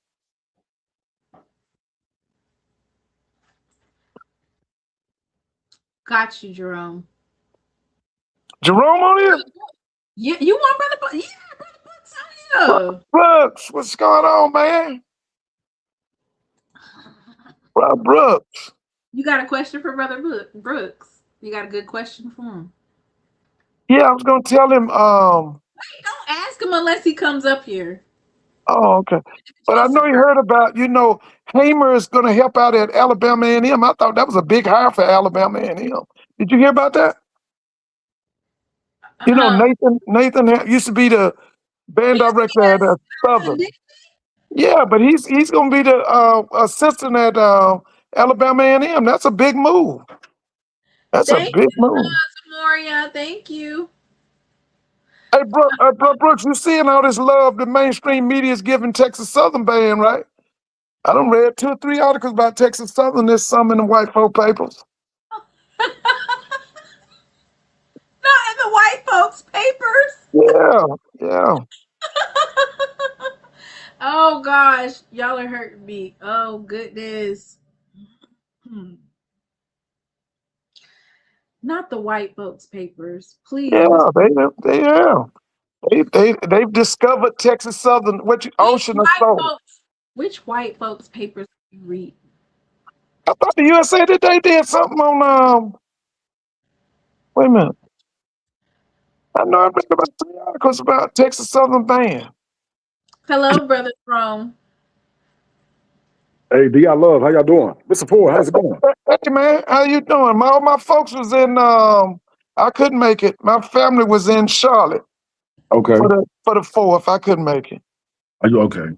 Yeah, a lot of they came up from Albany, Georgia. Oh, no, okay. Yeah, I have an uncle there in Charlotte. Yeah, there's quite a few alumni from Fort Valley and Albany and the AUC up here in Charlotte. Oh yeah, my folks on my mama's side is all Albany State. They think that's the only school in the world. Now you gonna come back up here before the season starts? Yeah, they want me to come back in August if I can. The only thing, we start school. I got to go back to work on the 27th of July. Yeah, July. The kids come in August 3rd. Oh wow, Oh my Yeah. goodness. They come back early. right. But you know what you think about what I said about Howard? It's two things I'm asking Howard. Did you hear that, bro, Brooks? What happened? I told him I want Howard to bring some fans. Can they get 2,000 fans down there? That was You know one. And number two, can they march 120 pieces and give a decent halftime show? We don't want to see a middle school halftime show. You know, Howard back in the day, Mr. Ford, you probably know this. Anytime they would have like a big performance, they would recruit some alumni, you know, to perform with them. Right. Because I remember when they performed at the inauguration for Obama, the first one, and Okay. they looked like a SWAC band, but that's because they brought, of course, some alumni back. But it would behoove them to recruit some high school, middle school, UDC, community college, whoever's in that Metro DMV area. Recruit them just for that game in Atlanta because that's your biggest game. Yeah. You're gonna be on ABC, this huge market. You want to put on your best face for the university so you can recruit some kids. Because you know A&M going to have their people here. They're going to have their people here.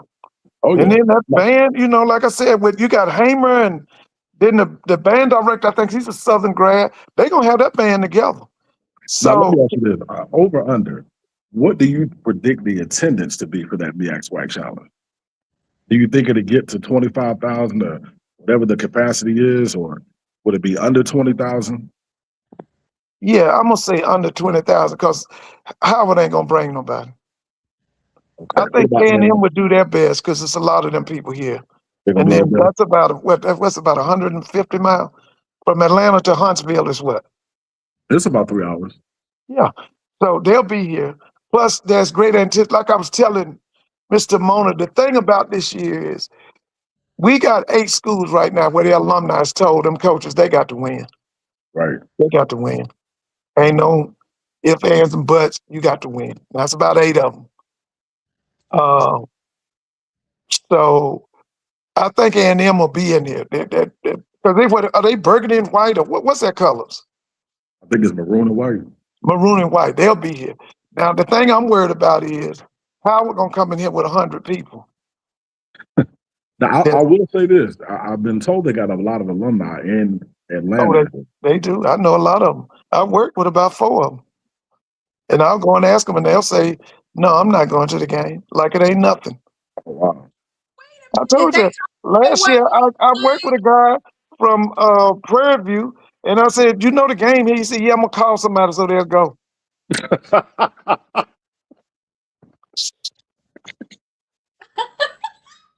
Mr. Ford, you made that up, man. Come on. No, I'm serious. And so I asked him, I said, did you go to the game? He said, no, I didn't go. I said, oh, okay. You in the championship game and you didn't go? Mr. Ford, what do you think the issue is with these folks in these other schools? Like, why don't they just go out and support their school? What is the Well, issue? that guy's situation was when he was in school. I mean, he loves Prairie View. Don't get me wrong. He's a great math teacher. When he was in school, was during the streak when they was, losing all them games. That was his entire 4 or 5 years at Prairie View. So for him, football was not a priority because that's what was going on while he was there. Right. So people got to remember now that went on until I think the mid 80s, all the way to maybe the mid 90s or something like that. You know, It went for a while. Yeah, they won their first game in '98 after that fight with Southern. Remember when the bands was fighting? Man, yeah, I remember that. And I think the next week after the Cotton Bowl, they played Langston and they won their first game in like however many years. Yeah, because the guy who really brought him back was that guy. He's up at Virginia State now. His name was Frazier. Yeah, Henry Frazier. Actually he won the SWAC, I think. Yeah, I do remember him because he came out of what? He came out of Bowie State. Bowie State, yeah. He came from Bowie, and then he left Prairie View and went to North Carolina Central. Right. Yeah. But he's at Virginia State now. So what do you think about Hamer, Mr. Brother Brooks? What do you think about that hire, that former Southern band director? So, me personally, I would have preferred A&M uh, hiring an alum, um, because oftentimes we see these outside. And I'm speaking as a boom alum, and I'm so thankful that we have an entire boom alumni staff. Oftentimes, when you hire outsiders, they tend to change the style of the band, the sound, etc. Um, I mean, it would be nice to see A&M kind of get back to the old A&M of the 90s and the early mid 2000s. They had their own sound, they had their own swag. So I don't know if two Southernites are going to do that. I think they're going to do what they know how to do, and I could be wrong, but Yeah, bro, Brooks, I'm gonna have to disagree with you on that, man. You talking about a guy who a couple of years they were voted while he was a band director at Southern. ESPN picked him as the #1 band in the country.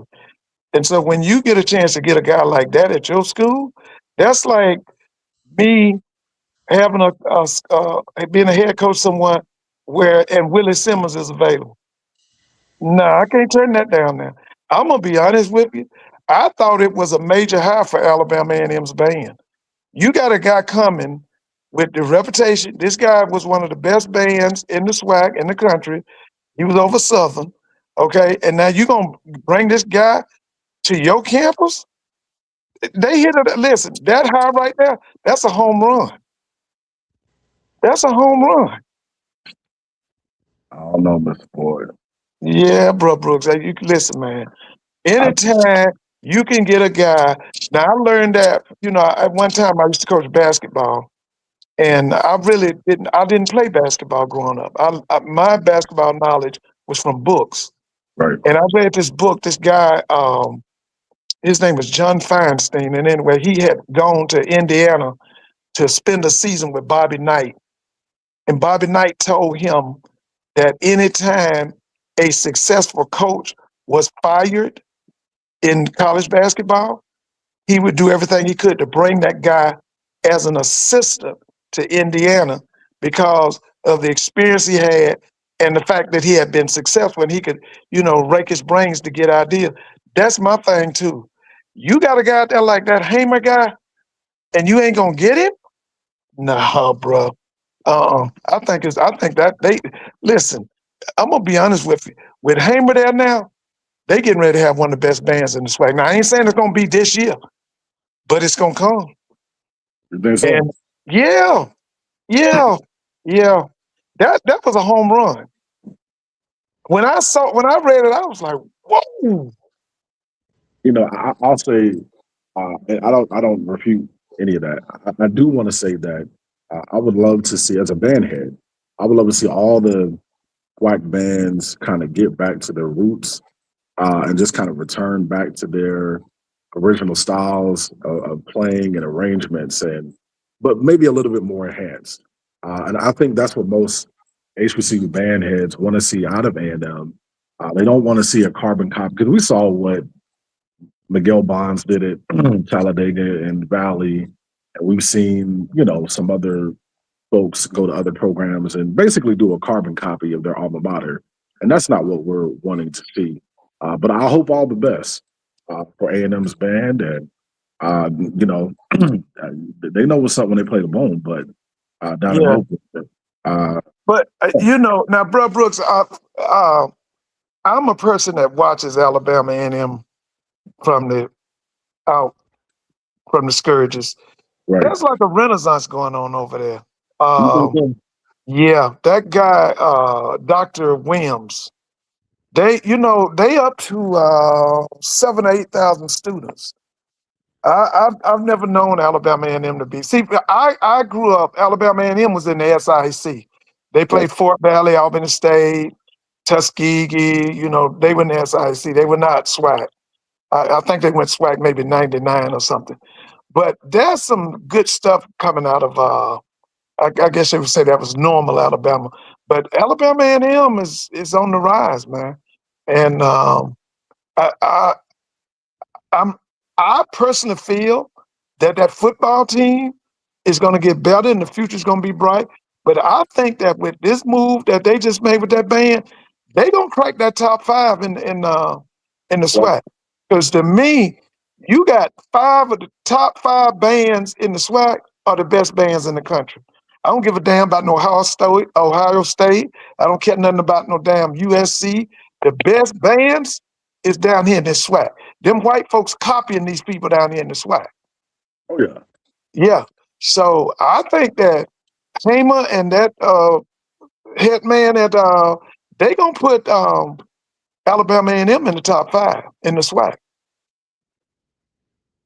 They need something to cheer for. So Yeah, yeah. Like I said, I think it's a renaissance going on over there at Alabama A&M right now. Mm. Yeah, a rebirth, A rebirth. baby. No, greatness. But it starts with Sam Shade. talking about the football coach. Yeah, I think he's gonna do well. I'm looking forward to it. I was Have you telling heard, him when have you heard anything out of their camp? Like, as far as what A&M look like on the football field? well, Lord willing, I'm trying to be there when Howard comes. They're gonna be at Georgia State on the 29th of August. I gotta be there. Now, 'Cause I based wanna- upon both teams from last year, because I didn't really follow Howard too much last year, who do you think is going to win that game? I'm leaning towards Sam Shade. Okay. Because I told you historically, when you look at his history, his second year, that's when he starts to build that championship. I think Sam Shade. My whole thing with him is I'm just waiting to see what he has on that defense. Because he got a good coaching staff. And like I said, we're at a state right now in SWAC football. We got about 7 or 8 schools, but I mean, top to bottom, they got great coaching staffs. Right. They got great coaching staff. I think so too. I think it'll be a great look. I think it'll be well attended. And I hope that they push the time back. I know when Jackson State, when we dominated South Carolina State in the MEAC White Challenge a couple of years back, man, Mr. Ford, it was so hot. Like I would say, like the beginning part, they had like a big fan fest and a Right. pep rally and all that. And bro, it had to be well over 100 degrees out there. By the time they opened up the gates, the sun kind of went down and it was pretty bearable. But do you know if it's like an early kickoff or is this a night game or? For which game, Jerome? For the BX White Challenge? But now, Brent Brooks, one thing you got to remember down here in Atlanta, from August all the way to really the first or second week in October, we'll do 85 to 90 degrees. That's why I can't stand them day games. I love a night game. Because I used to could sit out there in that sun, but now I can't. So that's why I love night games. Yeah, do like me, I got a suite. When we played there a couple of years ago, I got a suite at the stadium and you had access to the bar and the catered food and whatnot. So definitely do that because you won't be in the sun. Yeah, I don't like them sun games. That's why I love a night game. I love the fact that y'all going back to them night games. Because as the older you get, you can't fight that sun.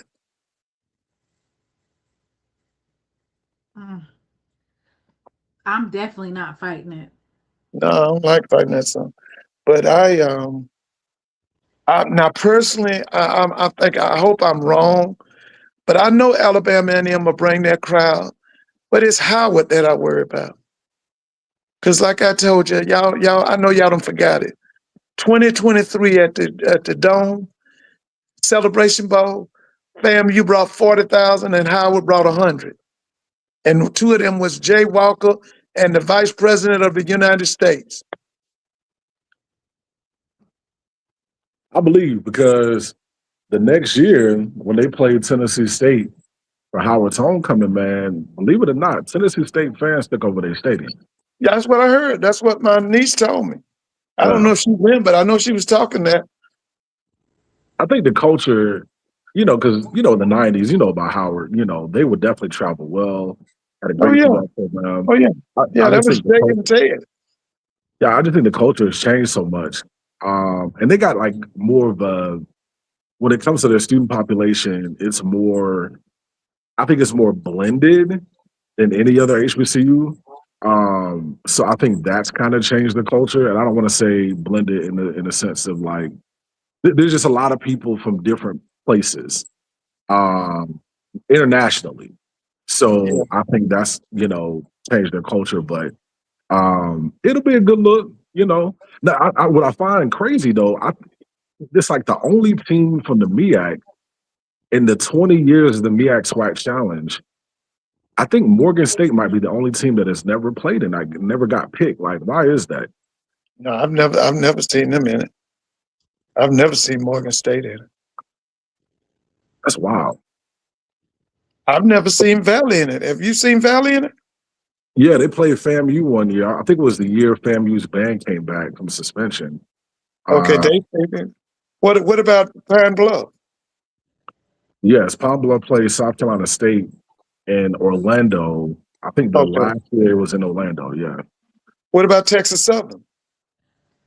I believe Texas Southern may have played Bethune-Cookman one year. I know Prairie View definitely did, but yeah, I know. I remember Prairie View, and Prairie View played Central one year here in Atlanta. I've never seen Texas Southern in it. If they could have been in it, but I don't remember. You might be right because I've never seen Texas Southern in it. Because you remember when it first started, it used to be held in Birmingham for a couple of years. That's right. It was in Orlando for a minute too, wasn't it? Yeah. Then they moved it to Orlando. Moved it to Atlanta. So you might be right. I don't think Texas Southern. I've never seen Texas Southern in it. I've never seen them in it. You think Maybe I know they hurried up and tried to put Norfolk State on the on there, but yeah, I think they in it. Yeah, gonna be in. Is Vic still gonna even be there? Well, he shook it up this year. He brought in the military to run his summer program. Did you hear about that? He just doing stuff now. Yeah, he brought in the. I don't know if it was the Marines or somebody. They ran the summer program at Norfolk State. He just doing stuff now. He needs to hire a good strength and conditioning coach. Right. I heard he brought in the military because they want him to win because he is the highest paid HBCU football coach. I mean, it's when you get these folks that haven't done anything and you got them highest paid just off of name. He's the highest paid HBCU head football coach. Is Michael Vick. Yeah. Yep. Have you heard anything about their recruiting class or? Yeah. Now they weren't like Jackson and Prairie View. Now it was nothing like that. But I did hear that he went out and got some players.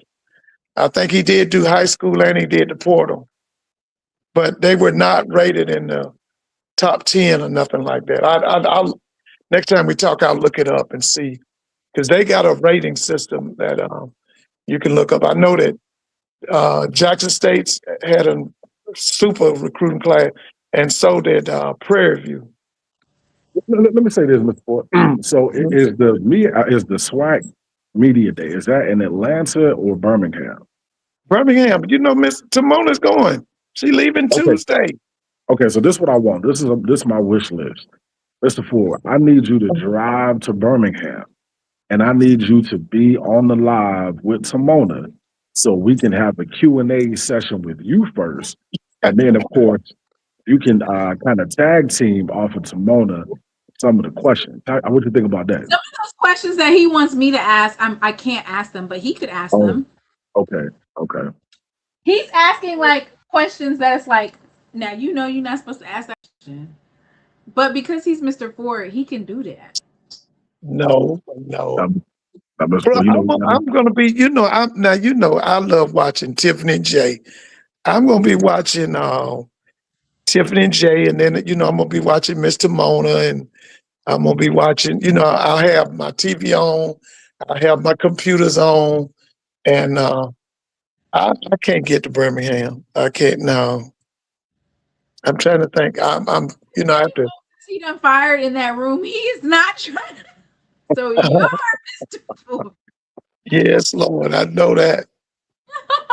He done number, fired all the folks. number, He's not trying to be up in there.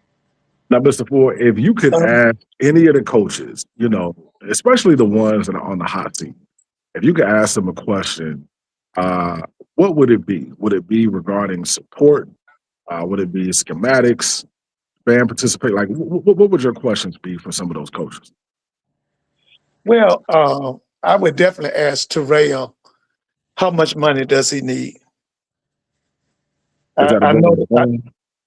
no, that's at Valley. Oh, okay. Okay, I would ask him, how much does he need to Yeah. at least win 6 to 7 games a year? I know that they got the lowest budget in the SWAC is Mississippi Valley.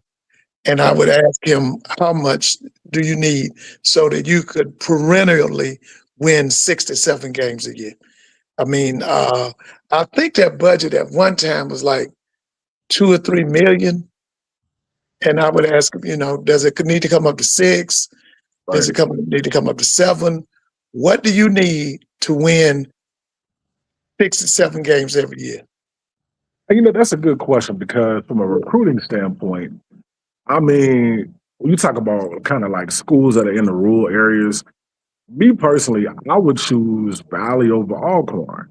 Because at least with Valley, you're literally like right outside of like a decent sized city. What is it, Greenville or Greenwood? Yeah. And, the gas station and, there's civilization very close to the campus. But with Alcorn, it's like, it's in the middle of nowhere. So I think it would be easier to recruit at Valley. I don't know as far as the facilities comparison, but you would think Valley would be an easier sell to a kid than an Alcorn. Well, the thing with Alcorn is that you got to look at Hiram Revel started that school after the Civil War. I think Valley didn't start till 1950? When did Valley start? About 1950. Okay, then you got to look at the success that Alcorn has had under people like Marino Cassim, Jay Hobson, the whole Steve McNair era, then his brother's era as the head coach. Yeah, when you look at tradition in Houston and history, the Valley don't match up with Alcorn now. No. That's true. No, they don't. Because, you got the Valley, that guy that was, he went to the Tampa Bay Buccaneers. He was a quarterback. I can't think. Pernell Dickerson. Then you got to come and, you had the Willie Totten, Jerry Rice, Coach, what was Coach's name? He's deceased now. He was a Jackson State graduate. He was the big man at Mississippi Valley. What was his name? Hey, y'all, what was Totten's coach's name, the head man? They called him the cowboy, Cooley, Archie Cooley. Yeah, Cooley. And listen, when you look at that history of Alcorn, it's something now. It's something. I think some people, people don't forgot Mega Evers was a big time running back for Alcorn. Yeah. Yeah. So, UAPB, is that the same level as Valley? No, because UAPB got money. They got money. They got at least, I need to go look it up. I think they spending $7 million on sports. Okay. My thing that I don't understand about Pine Bluff is why Pine Bluff isn't going over to the state of Texas and bringing them boys out of Texas. You see, you can get a second or third stringer out of Texas, develop him, and you can make him a star in the SWAC. Now, Right.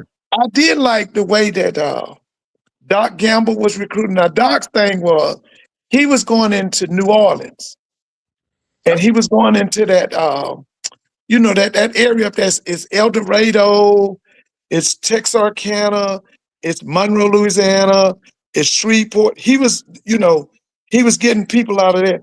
I still think that Pine Bluff can be a winner in the SWAC. I really do. Now, the other thing I want them to start utilizing is they got to go back to utilizing Little Rock.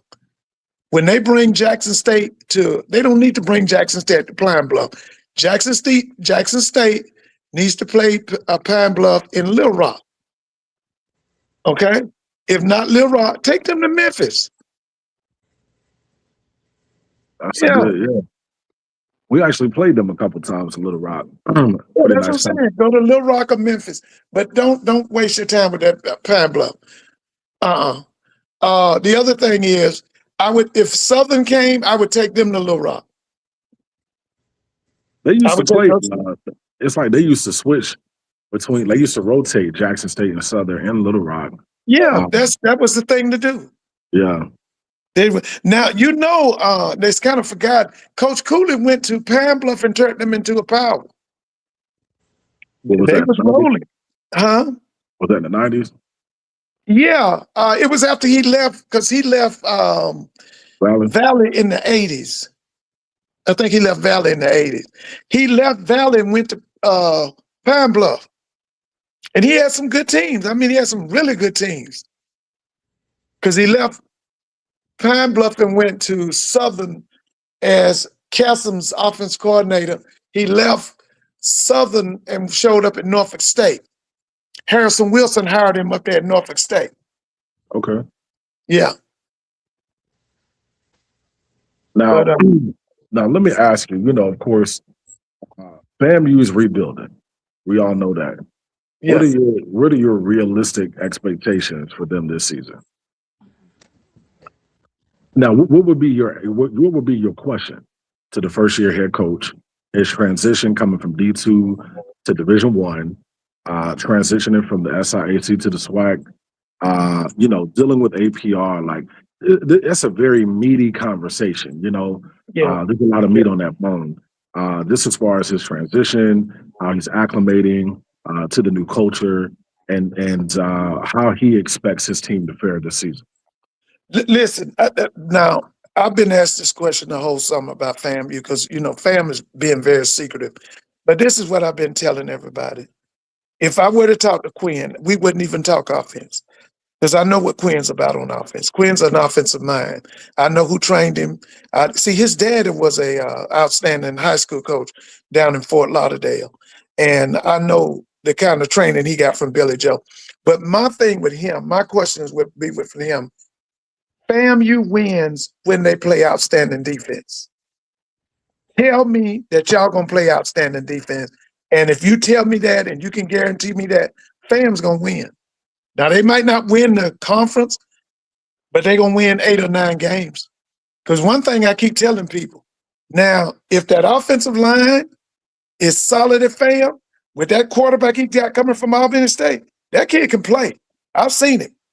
The only thing I'm worried about at FAMU is his personnel on defense. Because now one thing that lady did, I don't know if you heard, the president at FAMU, she put out over $1 million for assistant coaches' salaries. So that means she was dedicated. She understands what's going on. If they got the personnel on defense, FAMU gonna whoop some behind. Now I ain't saying they're gonna win the conference, but they're gonna whoop some behind. But it's all about their defense. Because see, like I keep telling Mr. Moan, when Smitty Rock left with Willie Simmons, they forgot how to play defense at Florida A&M University. And when Florida A&M University plays good defense, they championship caliber.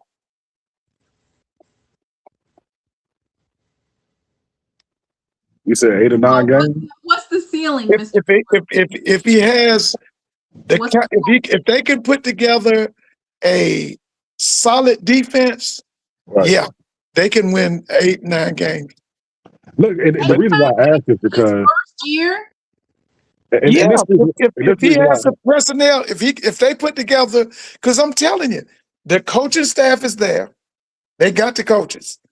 I know the guy that's the DC. I know the guy that's the defensive backfield coach. All of that. It's a matter of personnel. Because like you always say, the last 2 years, they've been soft in the middle. People was running. Listen, I want to people was win. running straight up the middle on them.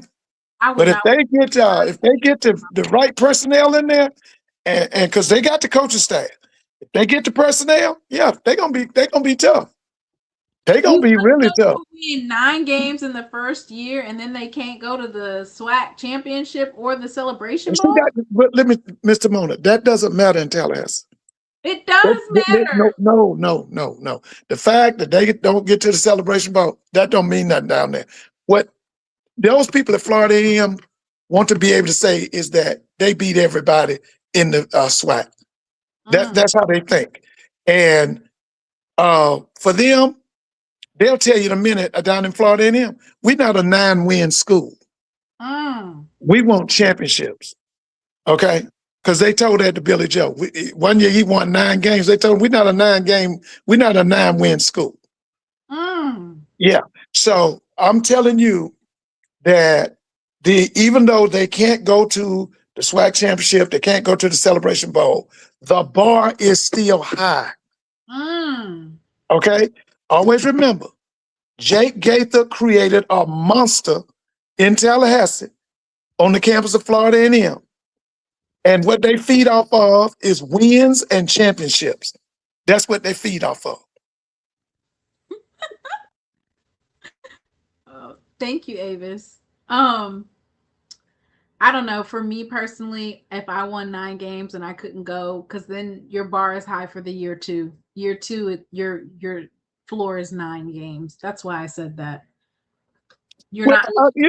Listen. Let me tell you something. When you got Jackson State, Grambling, Southern, Florida A&M, those schools, they don't want an excuse. Okay. You can tell them schools right there, well, we ain't gonna have the 60 players this year. All they're gonna say to you is, we want a championship. They don't want to get no excuse. See, the expectations at those schools I just called out are just as high as the expectations in Tuscaloosa, Alabama. The only difference is, see, when you go to Tuscaloosa, they give you that phone number.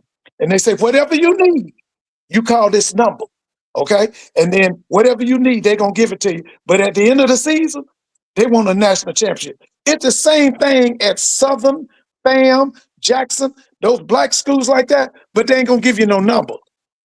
But they want a championship at the end. And they don't want to hear no excuse. We didn't have enough money. They don't want to hear that. We didn't have enough scholarship. They don't want to hear that. They want a championship. Excuses, they don't want to hear them. Jerome, what you think about that?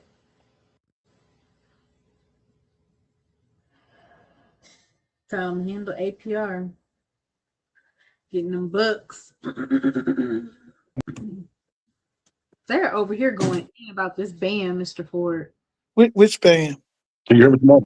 All of them. Yeah, I can hear you. Well, I can hear you now. Go ahead. Yeah.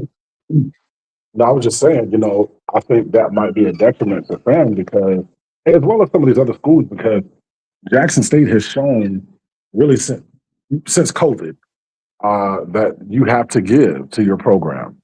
And we saw the giving, when Prime was there. We saw, of course, the continued giving with the NIL collective and just the overall support. And I understand that some of these Black college blue bloods have a certain level of expectation for success. But I feel like those old school thinking, like, oh, we demand this support. Well, we demand this success without giving you full support. I think those days are over.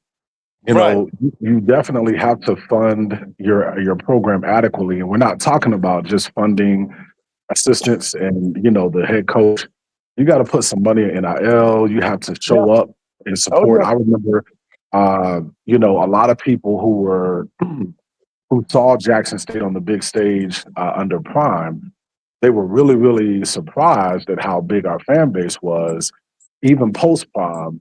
And these kids, believe it or not, that are in the portal, they want to play for a school that they know, whether at home or on the road, we're going to have a solid fan base backing us and supporting us.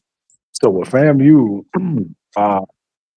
the fan base, I've seen them travel well to Atlanta and Orlando, but you gotta travel well. You gotta support the team. You gotta be there in large numbers if you expect that consistent, sustained success like Jackson State. I think they'll rally around, especially since Coach Quinn Gray is an alum. I like that there are a lot of programs that are returning to bringing alums back at the helm. So Alabama State has an alum, FAMU, Bethune-Cookman, Jackson State. I like it. Well, the key is, alums is good, but the key thing is getting people who are competent. You can get alums now, but that don't mean they're going to win. And that's what I'm saying. Yeah, you can get the alum, but get people who are going to win. Because like I said earlier, see, when you go to Jackson, you go to FAM, you go to Grambling, you go to Southern, Alabama State, them people don't want to hear no excuses. They don't want to hear no excuse. They want wins and championships. And right now, this is why I think this media day is going to be so good. You got about 8 teams right now with very high expectations. You look at the East. Jackson's expectations is to the sky. FAMU's expectation to the sky. Alabama A&M's expectation, high. Okay? Bethune-Cookman's expectation, high. On the other side, Prairie View's expectations to the sky. Southern's expectation always to the sky. Okay? Then you got Alcorn expectations out the window. If Mickey don't win this year, Mickey might have to go. Okay, Mickey got to win. I know he done signed a new country. Mickey got to win. Okay, I'm telling you, you got about 8 to 9 schools right now in the SWAC. The expectations are super high. And the other thing you got to realize is that if these people don't meet these expectations, they're gonna make them people's lives hell. Okay? Because you got to understand, at some of them schools, football is a religion among the alums. That's where they come together. You don't have homecoming at a basketball game. Homecoming is during football season. Who had a homecoming during a basketball game? Some people do have them, but homecoming is reserved for football. That's when everybody's coming together. So it's going, like I tell everybody all the time, the season of 2025 was an exciting season, but the season of 2026 in the SWAC is going to be even better. Mr. Ford, how do we get these schools to support more? You look at it, and maybe Jackson State is a unicorn or an anomaly. We've got about 5 or 6 JSU alums that have successful platforms on social media. We've got fan support, the NIL. There's so much community support. How do these schools expect to compete with Jackson State when they don't have those ingredients in place? Like, can they mimic what we do? Is it easy to mimic? Like, what would your response or your feedback be to these coaches who are online asking for fan support? What would your barometer look like? What would your answer look like? So, like I tell people about Jackson State all the time, your expectations, your support, it's just it's to the sky. You got one of the biggest stadiums in college football. No other black school, well, maybe Tennessee State when they play at Nissan Stadium. Yeah. But y'all can seat 50,000 people easily. Jackson is a really good college town. And Mr. You know, you said Jackson State fans going to take over Nashville, right? yeah, I think so. Now, this is what I've told Mr. Moan. If the people in Nashville come to the game, that game is going to be a sellout. That game is going to be a sellout. But the only thing is, Tennessee State's program has been messed up since the 80s because their people revolted against that program because they joined the OVC. Their alums never accepted that. They never accepted that. They never wanted to be in the OVC. And so what they did, like I told you about the ones in Atlanta, I know because I work with them, I talk with them. A lot of them, instead of, if they do go to Tennessee State's homecoming, they don't even go to the game. They do the day parties downtown Nashville. Some of them used to do the tailgating outside the stadium. Had no intentions of going in the game. Don't want to go in the game. Okay? Then you got this other crew down there in Atlanta. They'll tell you in a minute. You say you're going to Tennessee State's homecoming? No, I'm gonna go see FAMU's homecoming. You going to Tennessee State's homecoming? No, I'm going to Alabama State's homecoming. These are alums of Tennessee State. So if they, and I think a lot of them, because my niece, we had lunch together last week. She said everybody in Nashville is so excited about Jackson State coming to Nashville. She said there's a buzz off for the campus, the students, with the faculty, with the people in Nashville. Because, I told you this before. My niece and them, they were so mad with Deion Sanders because they blamed Deion Sanders for the cancellation of the Tennessee State, Jackson State game in Memphis. And like you said, they don't know what we know and all of that. But she told me that was the most exciting game while she was in school. That's the game that everybody talked about, was the Tennessee State versus Jackson State in Memphis. That was their biggest game.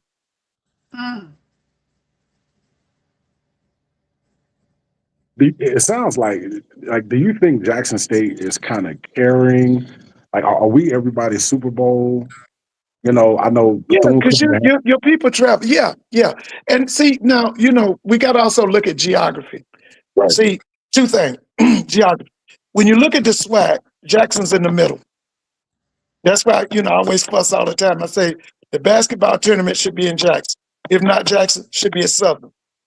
Okay. The other thing about Jackson State is when Jackson State is winning, everybody makes money economically. You got that big old stadium, you got the fan support, but like I said, geographically, you're in the middle of the SWAC. And when Jackson, I remember, I'm sorry, after they fired Comegys and Jackson State football went to nothing, everybody was still saying, we can't wait till Jackson State get, go back to being number one or go back to being a perennial powerhouse like they had been in the past. Everybody was pulling for Jackson because the SWAC, Jackson's a blue blood. If Jackson's not winning, that hurts the SWAC. That hurts the SWAC. Economically, geographically, it hurts the SWAC. Remember, just look at it. You can draw a circle around Jackson, and that's all of the SWAC schools. And I know you said geographically. It's so interesting though, Mr. Ford, because when Jackson, whether they win it or not, when Jackson State is winning, all these fans that you see at these away games, they fly out of like Philly and Charlotte and Raleigh-Durham and Chicago, Detroit. Like, how do we get the others? Because we were in Vegas last year to play Grambling. And if you could have seen that crowd at the pep rally, or if you could have seen that crowd at the game, it looked like a game in the vet. It's like like a home game. And all these alums, now, though we have a lot of alums in Vegas, we just chartered a new chapter out that way. But of course, in the Pacific Northwest, we got a lot of alums out there in California. But to see all these alumni nationwide fly out for that game to support, in addition to when we played at Alabama State a couple years ago, we had folks fly out of Philly and et cetera. How do we get these other schools to buy into that level of support for their program? Well, now you got, to me, you got the number one athletic director in HBCU sport. Mhm. All right. The guy, I really like this guy out at Prairie View, this golf guy. I like him. Okay. We got some other ones. I like the guy at Alabama A&M. I like the guy at Alabama State. There was a guy that was down there. He's retired now, who I think should be the commissioner of the MEAC. What was his name? Was it Thompson? Lynn what? Was it Lynn Thompson? They used to be at Bethune-Cookman. Yeah. Yeah. Oh, I love that guy. Let me see. See, you got to have good administration because, one of the things I learned when I went to college, winning starts in the president's office. Okay.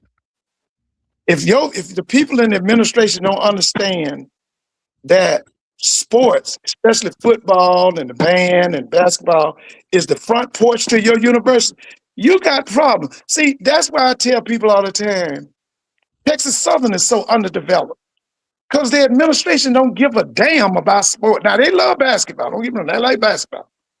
And I give them a little credit about the track and field. But the way their football team has been handled from an administrative standpoint, they don't give a damn about no football. Oh my God. And we talking, listen, Texas Southern got 8,000-9,000 students and got money. And they don't do nothing right. Nothing. Now, they fired Granger, almost a year ago? When did they fire Granger?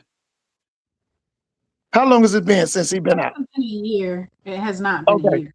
And we still on an interim athletic director at Texas Southern. So I'm gonna say it again. They don't give a damn about sports at Texas Southern. They don't give a damn.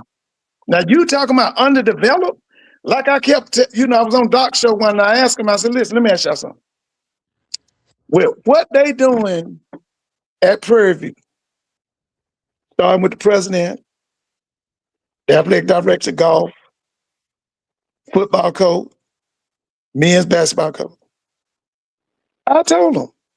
And with the bullshit they pull in at Texas Southern, they ain't gonna win in nothing when they play Prairie View. Prairie View gonna stomp them in every sport. Because them people at Prairie View, they don't care. Now let me ask you, Mr. Ford, how long do you think that brother at Prairie View is gonna be there? Yeah, that's a good question because I my whole thing is that he is auditioning for a FBS job. Well, not just the football coach, I'm talking about the AD. Oh, you think the AD gonna leave too? He's good. That guy's good, man. I done told y'all now. The only reason he ain't the best AD in the SWAC is because of Ashley. If Ashley wasn't the AD at Jackson, that dude golf might be the best. Is he an alum? No. He went to a white school. He went to a PWI. Okay, so the likelihood is okay. Yeah. Ooh, y'all are making some. I don't know about golf yet as far as because he's worked at he worked at Maryland. He worked at. I saw his resume. I got to see. Did he work at Virginia Tech? I know he worked at Maryland, and he did a good job. Now you know who his mother is, right? How was that? His mother was big time. She was big at Virginia State, and then she went to the MAC conference. She's been a athletic administrator probably about 40 years, maybe longer than that. Her name is Miss Alfreda Gall. Okay. Yeah, that's his mom. So he's a legacy now. He's really good. Now, the one that I think that's not going to have a long career at Prairie View is Tremaine Jackson. Because he is auditioning to get an FBS job. Now, I don't see him getting a Power 4, but I could see him getting a Group of 5 job. What's that? Jacksonville State or something? Yeah, like No, UNC Charlotte. yeah, UNC Charlotte, Memphis State, Yeah, um, anything outside of the SEC, Big Ten, ACC. ACC, and the Big 12. You know, the group like the Sun Belt Conference. I can see him, having a shot at because Jerry Mack, who was the head coach at Central, he's in the Conference USA at Kennesaw State. Yeah, Jerry Mack, didn't he graduate? Didn't he go to Jackson State? Yeah, He he did. went to Jackson State originally, transferred and he finished at Arkansas State. He was in the class with TC. That's why he had TC with him up at North Carolina Central. He was brought there. Jerry's from Memphis. Jerry was brought to Jackson State by Big Dad and them, and then he played a couple of years, and then he transferred to Arkansas State.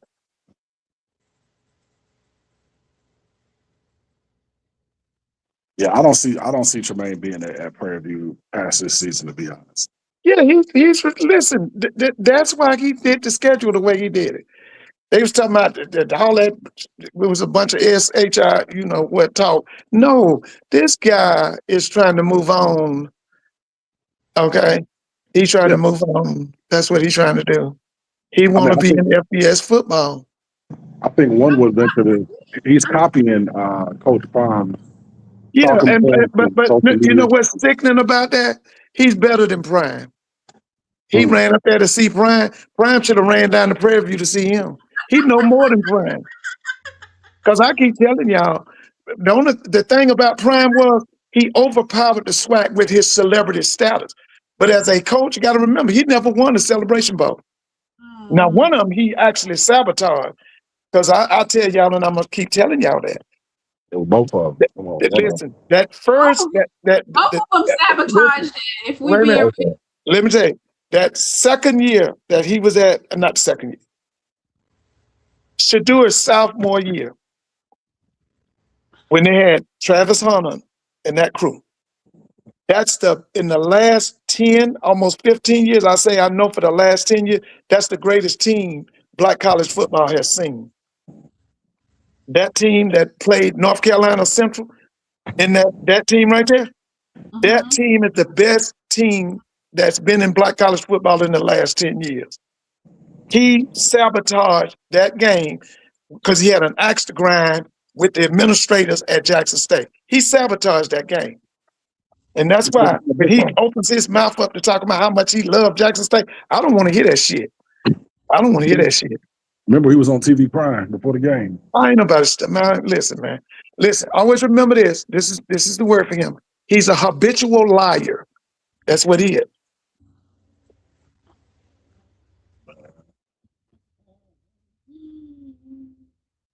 And then we turn around. A liar. He's a habitual liar.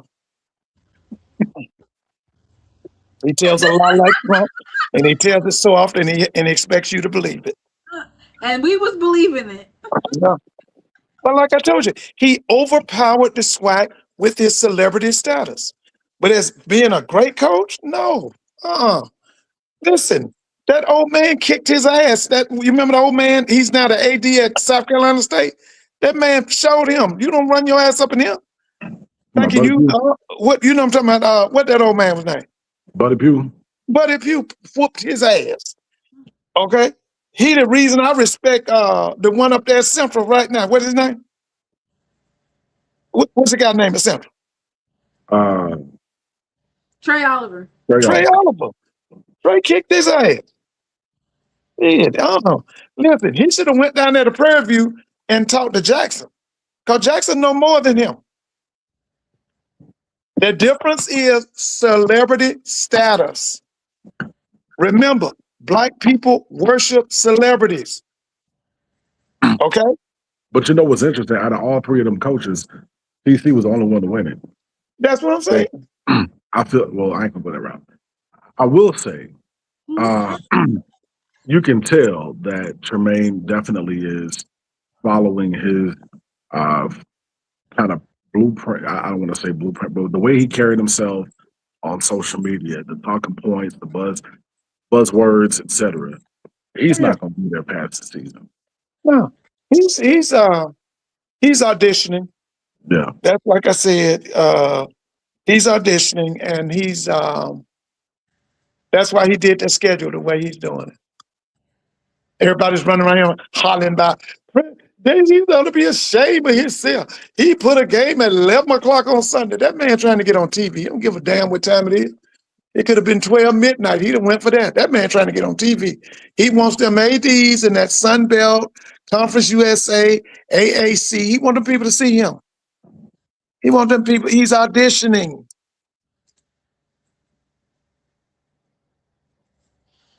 Lord, now he auditioning. He auditioning, baby. Well, you better win. It's one thing to get to the television. You got to win the actual game, don't you? That's what he wants first. He want to be on that big two.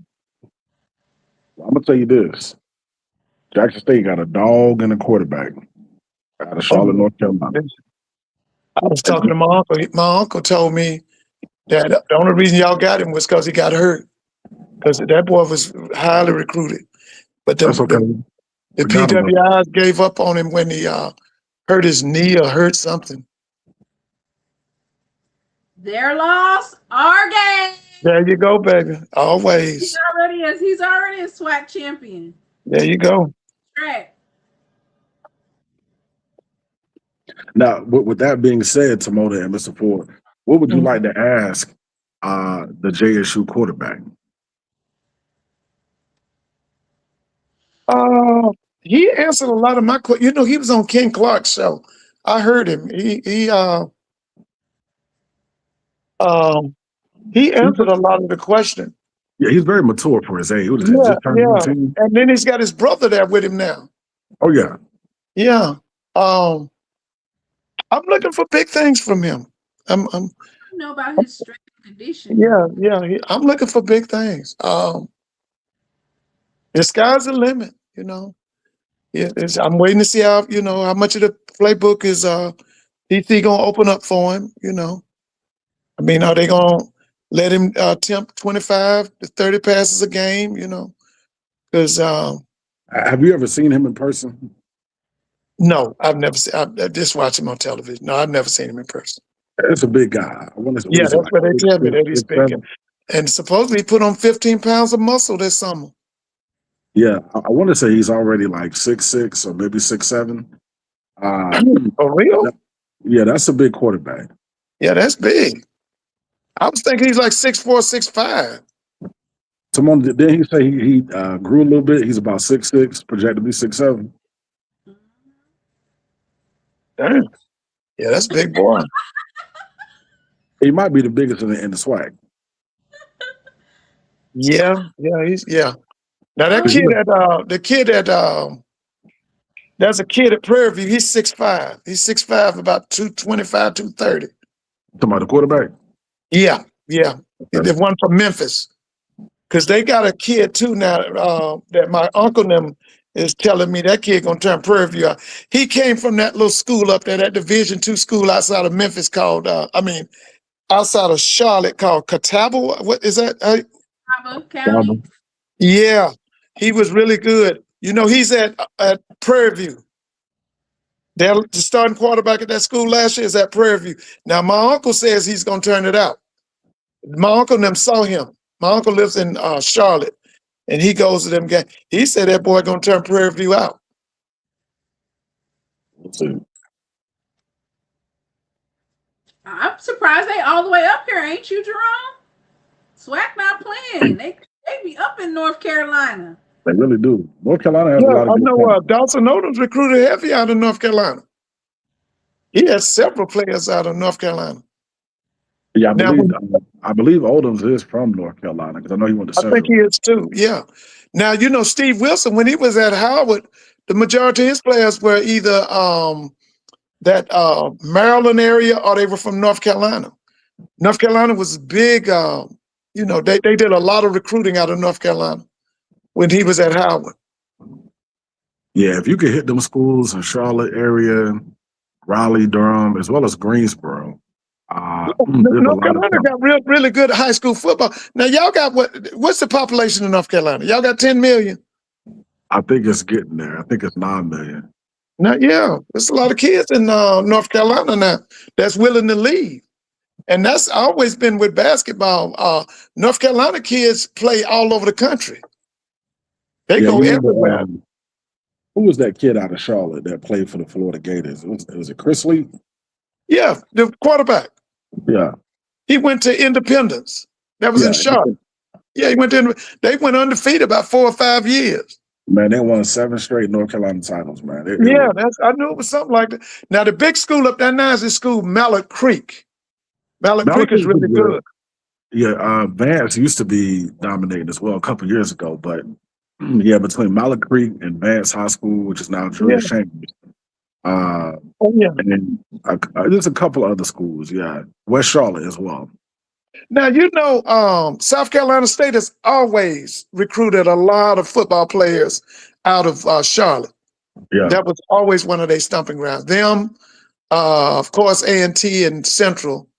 But, when Steve Wilson was at Howard, that was like their second biggest hunting ground was Charlotte. I mean, North Carolina, I'm sorry.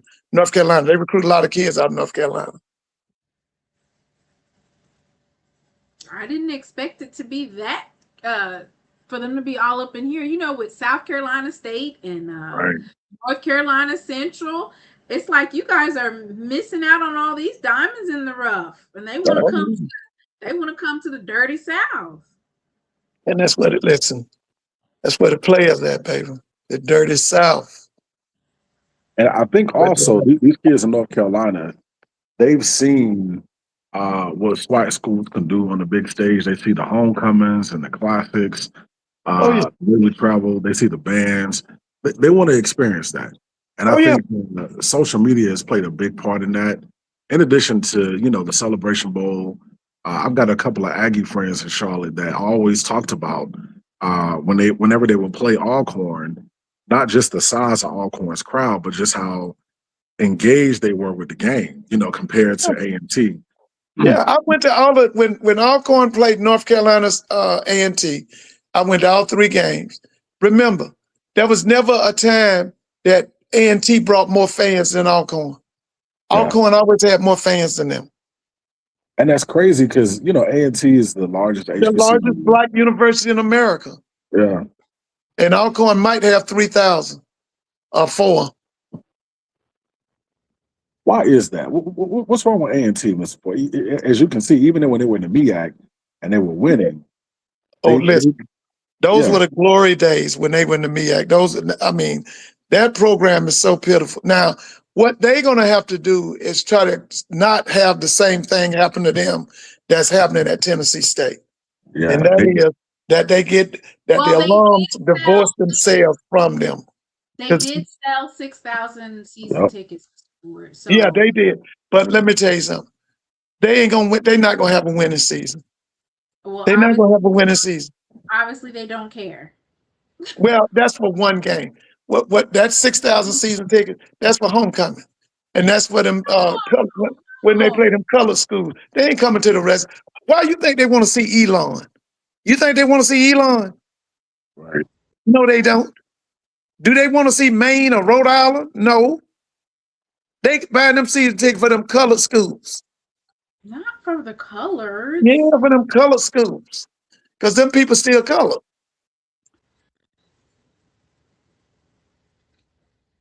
Now that they got a new chancellor, though, and the AD is gone, it'll be interesting to see the vision that the new chancellor and the new AD have, whether they stay or whether they go back to the MEAC. I was about to say, the only thing I would do is go back. I think they're going to stay. They're getting ready to get their one status. Well, listen, let them stay and continue to get your ass whooped every week, every Saturday in the CAA. That's what you do. Be like Tennessee State. Get your ass whooped every week. And then when you do have a championship game, you got 1,500 people that come to the game, and you're playing a 70,000 seat stadium. Mr. Now, Ford, they in what the was what? chat said you cooking tonight. Well, They said you cooking tonight, Mr. Ford.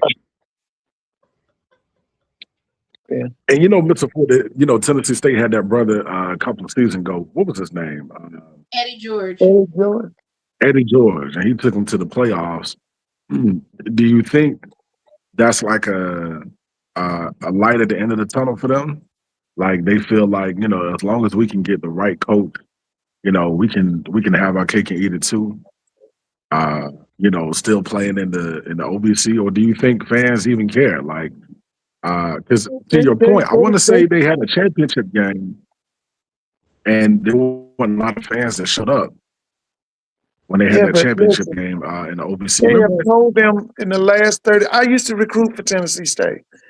They've told them in the last 35 years they don't want nothing to do with OVC. And I stopped arguing about it because I basically think the Board of Regents is holding them. But even my niece told me, she said that the alums told Dr. Glover, they met with her. It made no sense that they were not playing Florida A&M. Because I think my niece told me this is the first time since she's been at Tennessee State that they will play Florida A&M. That's crazy. When I was growing up, that was like one of the biggest games and one of the most anticipated games in the Black college schedule, whether it was in Tallahassee or it was in Nashville. And then this is the first time since she's been at that school that they will play Florida A&M. Okay? For 2 years while she was there, they played Jackson State. And now that she had, she's never gotten a chance to go to the Memphis game to see Jackson State. So, I tell people all the time, they ain't done a damn thing right at Tennessee State since Big John Merritt died. Mm. Yeah, and he died in 1983. Do you think they should go to the MEAC? Listen, now if they want to make money, definitely you go to the SWAC. The SWAC is a moneymaker. But if they did go to the MEAC, that would help because I keep telling people the MEAC need 3 more teams. They got 6. Yeah. If we can get 2.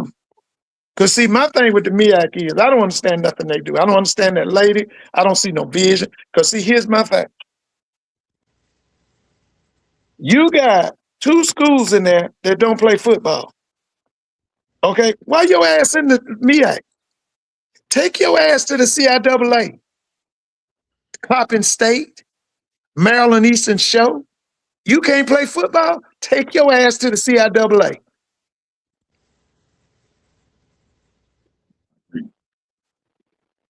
And I would say they should add Fayetteville State. I think Fayetteville, Virginia State would be a good middle. The only thing was what's the name had such a bad experience, and I don't know if they'll come back. That's Winston-Salem. Because Winston-Salem did at one time was in the MEAC, but from what I heard, they had such a bad experience. They was like, no, we'd rather go back CIAA. Damn. Yeah. They just didn't have they didn't have the right leadership to properly navigate that transition. Listen to this. Tennessee State versus FAM, Nashville. Tennessee State versus Jackson State, Nashville. Tennessee State versus Southern University, Nashville. Tennessee State versus Alabama State, Nashville. That's millions, man. That's millions on the table that you too damn dumb to understand. All that. That's millions of dollars. That's why I keep telling people.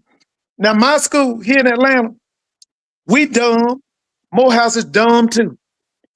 Listen to Morehouse now. Morehouse could have Morehouse versus Jackson State in Atlanta. Morehouse versus Alabama State in Atlanta. Morehouse versus Florida A&M in Atlanta. That's millions of dollars. That's crowds of 30 and 40,000. At least $500,000. So I'm going to say it again. 2 of the dumbest schools when it comes to athletics is Clark Atlanta and Morehouse. All the money they leaving on the table. They leaving money on the table. Leaving money on the table. You bringing Lane College in. For what? You used to bring Knoxville College. For what? Yeah. That's crazy. Crazy. Let me tell you something.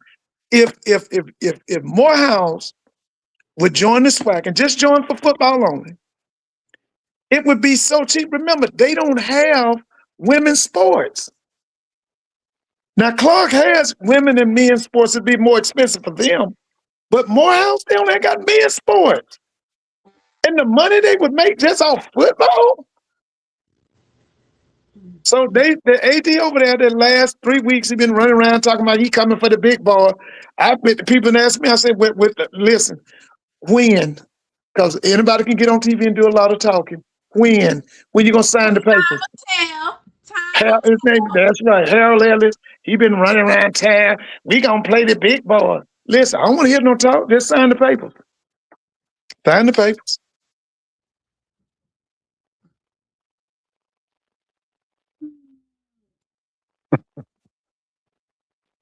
What you think about Tuskegee doing the same? You just Yeah, love but listen, man. For some reason, I told Mr. Mona when I talked, because Tuskegee is the winningest black college football team in America. They got over 700 wins. Everybody I talked to up here, I said, listen, y'all, we need Tuskegee to win. That's tradition. Okay, that's history. And all of them hate Reginald Ruffin. He's the AD. And they claim that they can't do nothing till they get him out and down there. But from the people I also talked to, they said the president loves him. And, he just won some award. I don't know if it was from the NCAA or somebody. He just won something. He won something. So he'll be there. But according to the alums, he's the problem. Huh? He's the problem. I said they don't put some lights in the stadium. Yeah, listen, man. They can draw people, man. They can draw. Listen, 1 year they had, according to them, they had 47,000 at their homecoming. That was the biggest homecoming that year. They had 47. They said they had 47,000 people at their homecoming.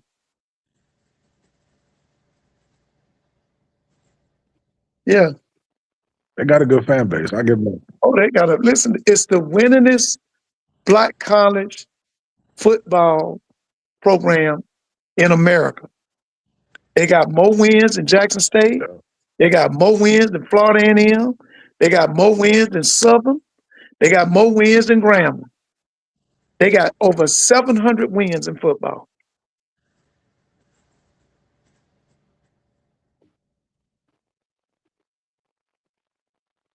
Oh, happy belated birthday to Mary McLeod Bethune. Her birthday was yesterday. Yeah.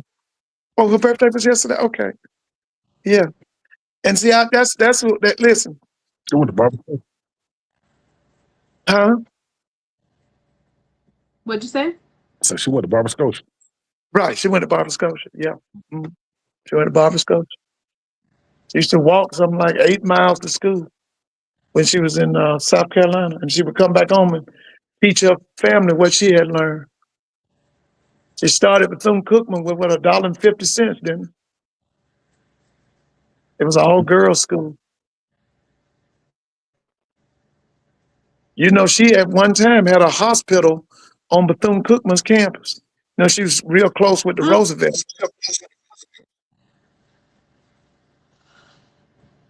Dang, Miss Peggy said adding Tuskegee and Morehouse does nothing for the SWAC. The SWAC is already carrying Bethune Valley and UAPB. And let me tell you this. Both of them schools, Tuskegee and Morehouse, got more money than Bethune.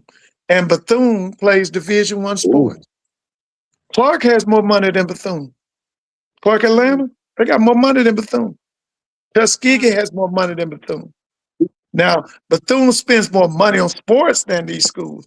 But overall, when you look at the endowment, we talk about that endowment, Bethune has less money in the endowment than Morehouse and Clark and Tuskegee. That's a good point, because I've always wondered how Bethune-Cookman survived all those years in the MEAC, you know, they were the furthest institution in the conference. They didn't have a lot of money. They would, you know, the band was always big, and the band would always travel to A&T and Norfolk and some of the northern schools. So I just always wonder, how did they survive all that time? Like, I don't know. Well, for them, I always kind of felt like only one game mattered for them athletically, and that's that Florida Classic. That paid all their bills. That the paycheck from the Florida Classic. That's the only game that mattered. That's why they've told you from the beginning, if you're gonna pull fam, Bethune got to come with them, because they tied at the hip. Yeah, don't nothing matter for Bethune but that darn Florida Classic. That's where all their money come from. All the money come from. $1 million? I'd have to look it up. But I know that pays all their bills athletically. It's the Florida Classic. You know, when they had a coach named Shine, and FAMU had a coach named Billy Joe. Bethune-Cookman's coach, his name was Alvin Wyatt. Listen, they were drawing 60 and 70,000 people to the Citrus Bowl. When them guys that was coaching, they was drawing 60 and 70,000. Yeah, they was drawing 60 and 70,000 people.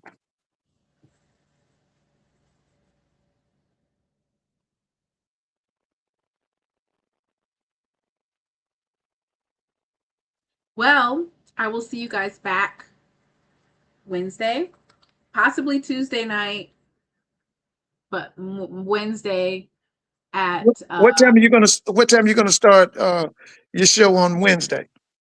It'll be 10:30 or 10:45 a.m. Okay, because I'll be right here. You know what time is you know what time Tiffany and we Jake? have the Wednesday after show. So the Wednesday after show is it? Yeah, do you know what time Tiffany and Jay coming on? You know, when I looked at the SWAC thing, I didn't actually see ESPN on there.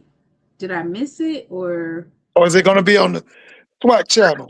It's going to be on SWAC TV, and if it's on the SWAC TV, then that means, I'm not saying that that's what it is, but when they put the schedule out, I saw SWAC TV on there.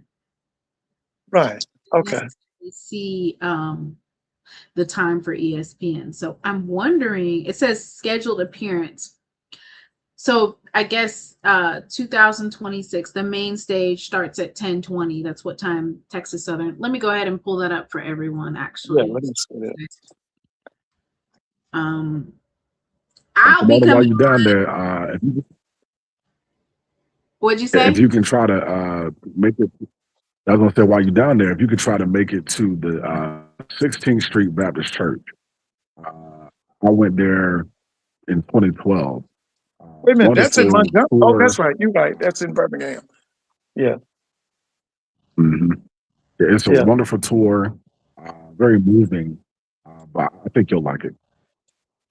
You know, the minister at that time at the 16th Baptist Church, his daughter lives up here in Atlanta. Mm. Yeah, his daughter's up here.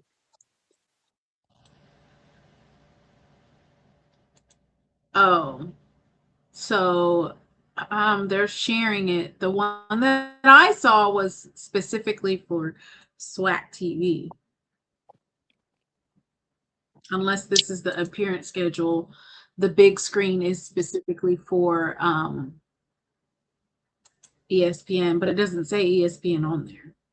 Yeah, because I was wondering who's going to carry it. SWAC is doing their own. Okay, so broadcasting. Will it be Tiffany and Jay? I don't think Tiffany and Jay will be doing a non-ESPN broadcast, would they? Oh, okay. All right. I didn't know. Main stage starts at 10:20 a.m. and then the SWAC TV desk starts at 10:15. Okay. And so maybe I'm starting at 10:45, 11. Jerome, they asked you in the chat, what instrument did you play? Edwin Moore said 16th Baptist Church was heavy for me. It was heavy. Yeah. I played the sousaphone. Dog team, Crabber 02. You know, the 16th Baptist Church and what happened there, that started the Black Power movement, but it also kind of brought Dr. King down because a lot of people blamed him for that. But it was also, it was a part where the whole idea of the Black Panthers and one of the things that happened after the 16th Street Baptist Church was blown up, Malcolm X's popularity flew out the window. It flew out the window because he basically had been saying that this was going to happen. But then for Dr. King, his popularity started kind of dwindling. And then at the same time, the young people in the civil rights movement at that time, that's when they started thinking about forming groups like the Black Panthers, and SNCC became more outspoken than they had been. And the other thing was there began to be a rift between SNCC and SCLC. In other words, the people in SNCC was pissed off with John Lewis because they thought he was subservient to Martin Luther King. And then about 3 years later, they pushed him out and put in his place Stokely Carmichael, who would later on become Kwame Ture. And then with Stokely's emergence, right up under him was a guy named Rap Brown, who had gone to Southern. Stokely was a Howard University alum. Rap Brown had gone to Southern University.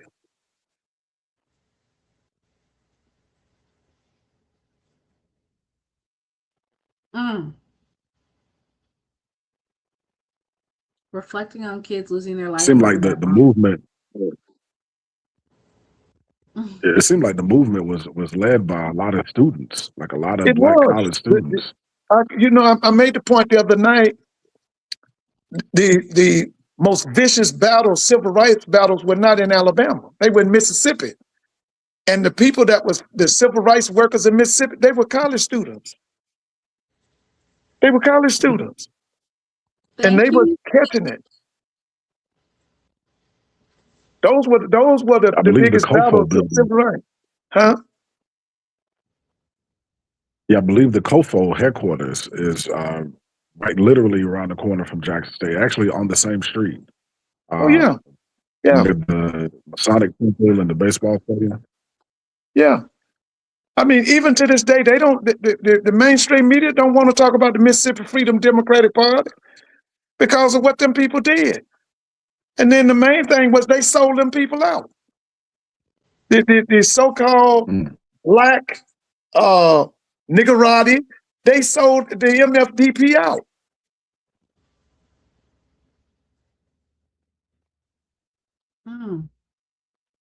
That's why they don't like talking about that. They don't want to talk about Fannie Lou Hamer and them SNCC people. They don't want to talk. They rather talk about what happened in Birmingham and what happened in Montgomery. They don't want to talk about what happened in Mississippi, Freedom Summer and all of that. They don't want to talk about that. Bob Moses. What's that lady's name? Ella Baker. Ella Baker was one of the biggest people in the civil rights movement. And you talk to children and you say Ella Baker, they look at you like you crazy. Who is that? She had worked for King. She's the one who came up with the idea for SNCC. That came from the mind of Ella Baker. She said the young people needed their own organization.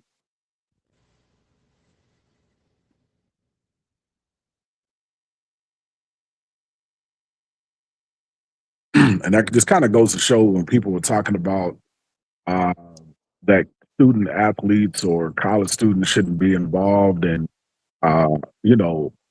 Black American affairs or, civil rights. You got to teach them. Like, that's what they did back in the 50s and 60s.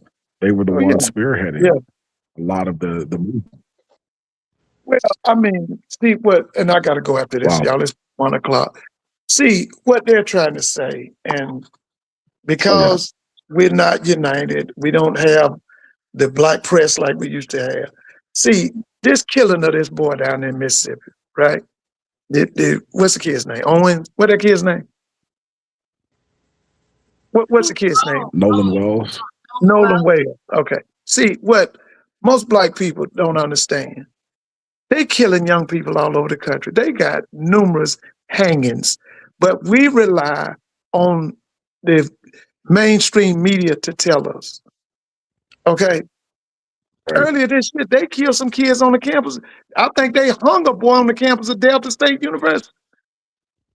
They hung some kids out in California. It's just that we relying on the mainstream media to tell us. They're not going to tell us that. They're not reporting that stuff. But the killing of young blacks around this country, that's going on every day. It's just that we don't know it. Yep. So they're going to wake up. They're going to be forced to wake up. They're going to wake up. Yep. They're going to wake up. Oh, yeah. Because they got a picture now. They saying that everybody, it was a picture was taken, I guess, on the island or wherever. Now, how you going to be out with all, and you the only black boy? They said it was a Hispanic boy. They got one picture where he with the boat. I think it's 4 of them on a picture on a boat. But then they got another picture, it's about 10 of them. And they saying that all of them was Caucasian. One boy was Hispanic, and he was the only black boy. And he felt safe with that. Then they got another one where somebody took a picture from the back where you see these people arguing, and once again, it's one black person and all these Caucasian folks. Okay, and Right. you felt safe with that? Okay. Yeah, that's what I said. Oh. Yeah, his parents need to subpoena the cell phone company. Yeah. For any type of video, text messages, also like Snapchat. I'm like Dr. Omar, like he said. First of all, when they took that phone, some adult who had knowledge of the legal system told them to do all that. Ain't no 17, 18-year-old kid know to wipe that phone like that and do all that other stuff. Somebody with a legal education told them what to do. And remember now, one parent was a judge, one parent was a medical doctor, and I think one parent was a lawyer. So somebody knew something now. Yeah. Yeah. Because they didn't even give it, the thing that they talking about now, they didn't even give him, he had a truck or something, or a car. They didn't give him the keys back. So what happened to the keys? But listen, like they always say, maybe we'll learn one day. We'll learn. Because like my history teacher used to tell us, son, they waged a war on us for 500 years. And they still waiting. See, we think war is people, a bunch of folk out in the field. When you put people in slavery, when you take their language from them, you take their names from them, that's war. That's war. Jim Crowism, that's war. Lynching, that's war. Yeah. This country has been a war. Has come. Huh? I think judgment is starting to come. Oh yeah, no doubt about it. No doubt about it. Yeah. Listen, they've had 3,000 people have died in Europe from the heat. That's judgment. 3,000 people have died this summer in Europe from the heat. That's judgment.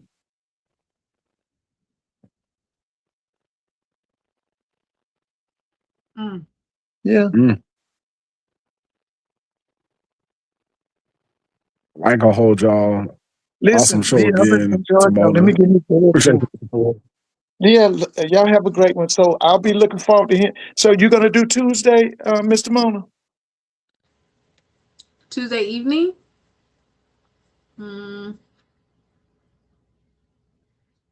Tuesday evening?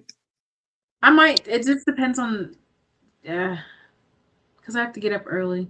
I have to get up at like 6. It wouldn't be that long. We couldn't go till 1 o'clock in the morning, Mr. Ford. Right. So you're gonna do.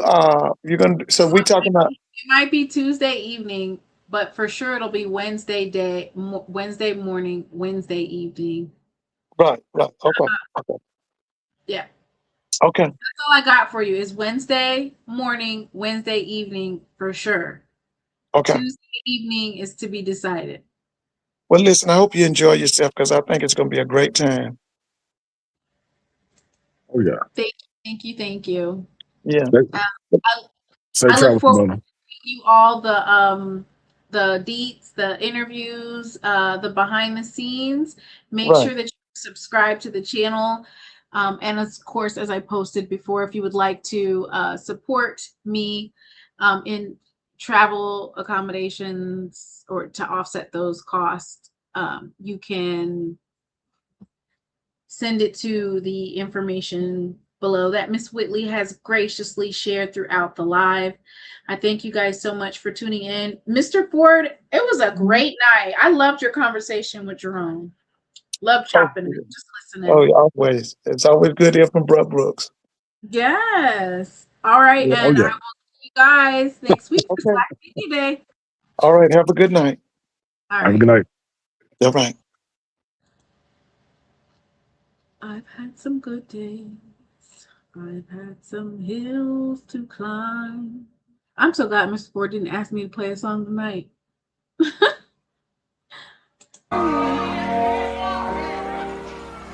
I've had some good days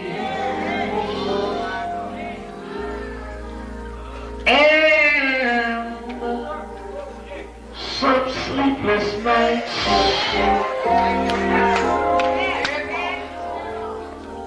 But when I look around,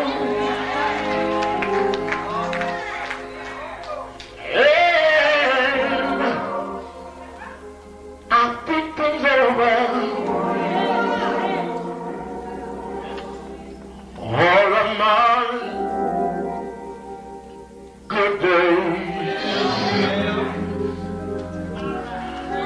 outweigh my bad days. I follow control. The clouds hang low.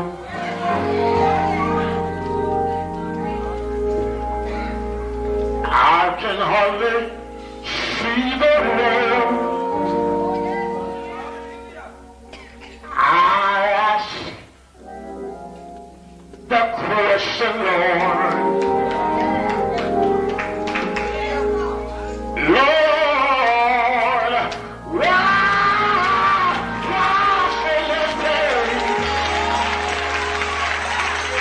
But He knows what's best for me.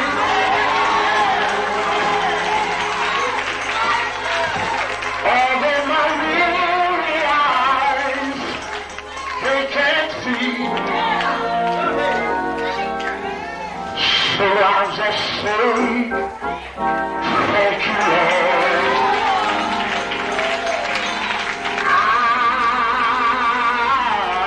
I won't complain.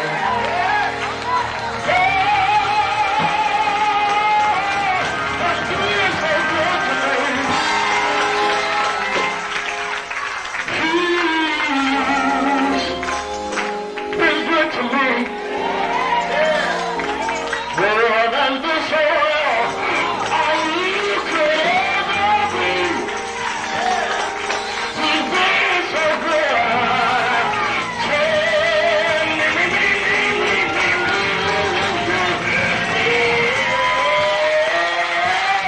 But He knows what's best for me.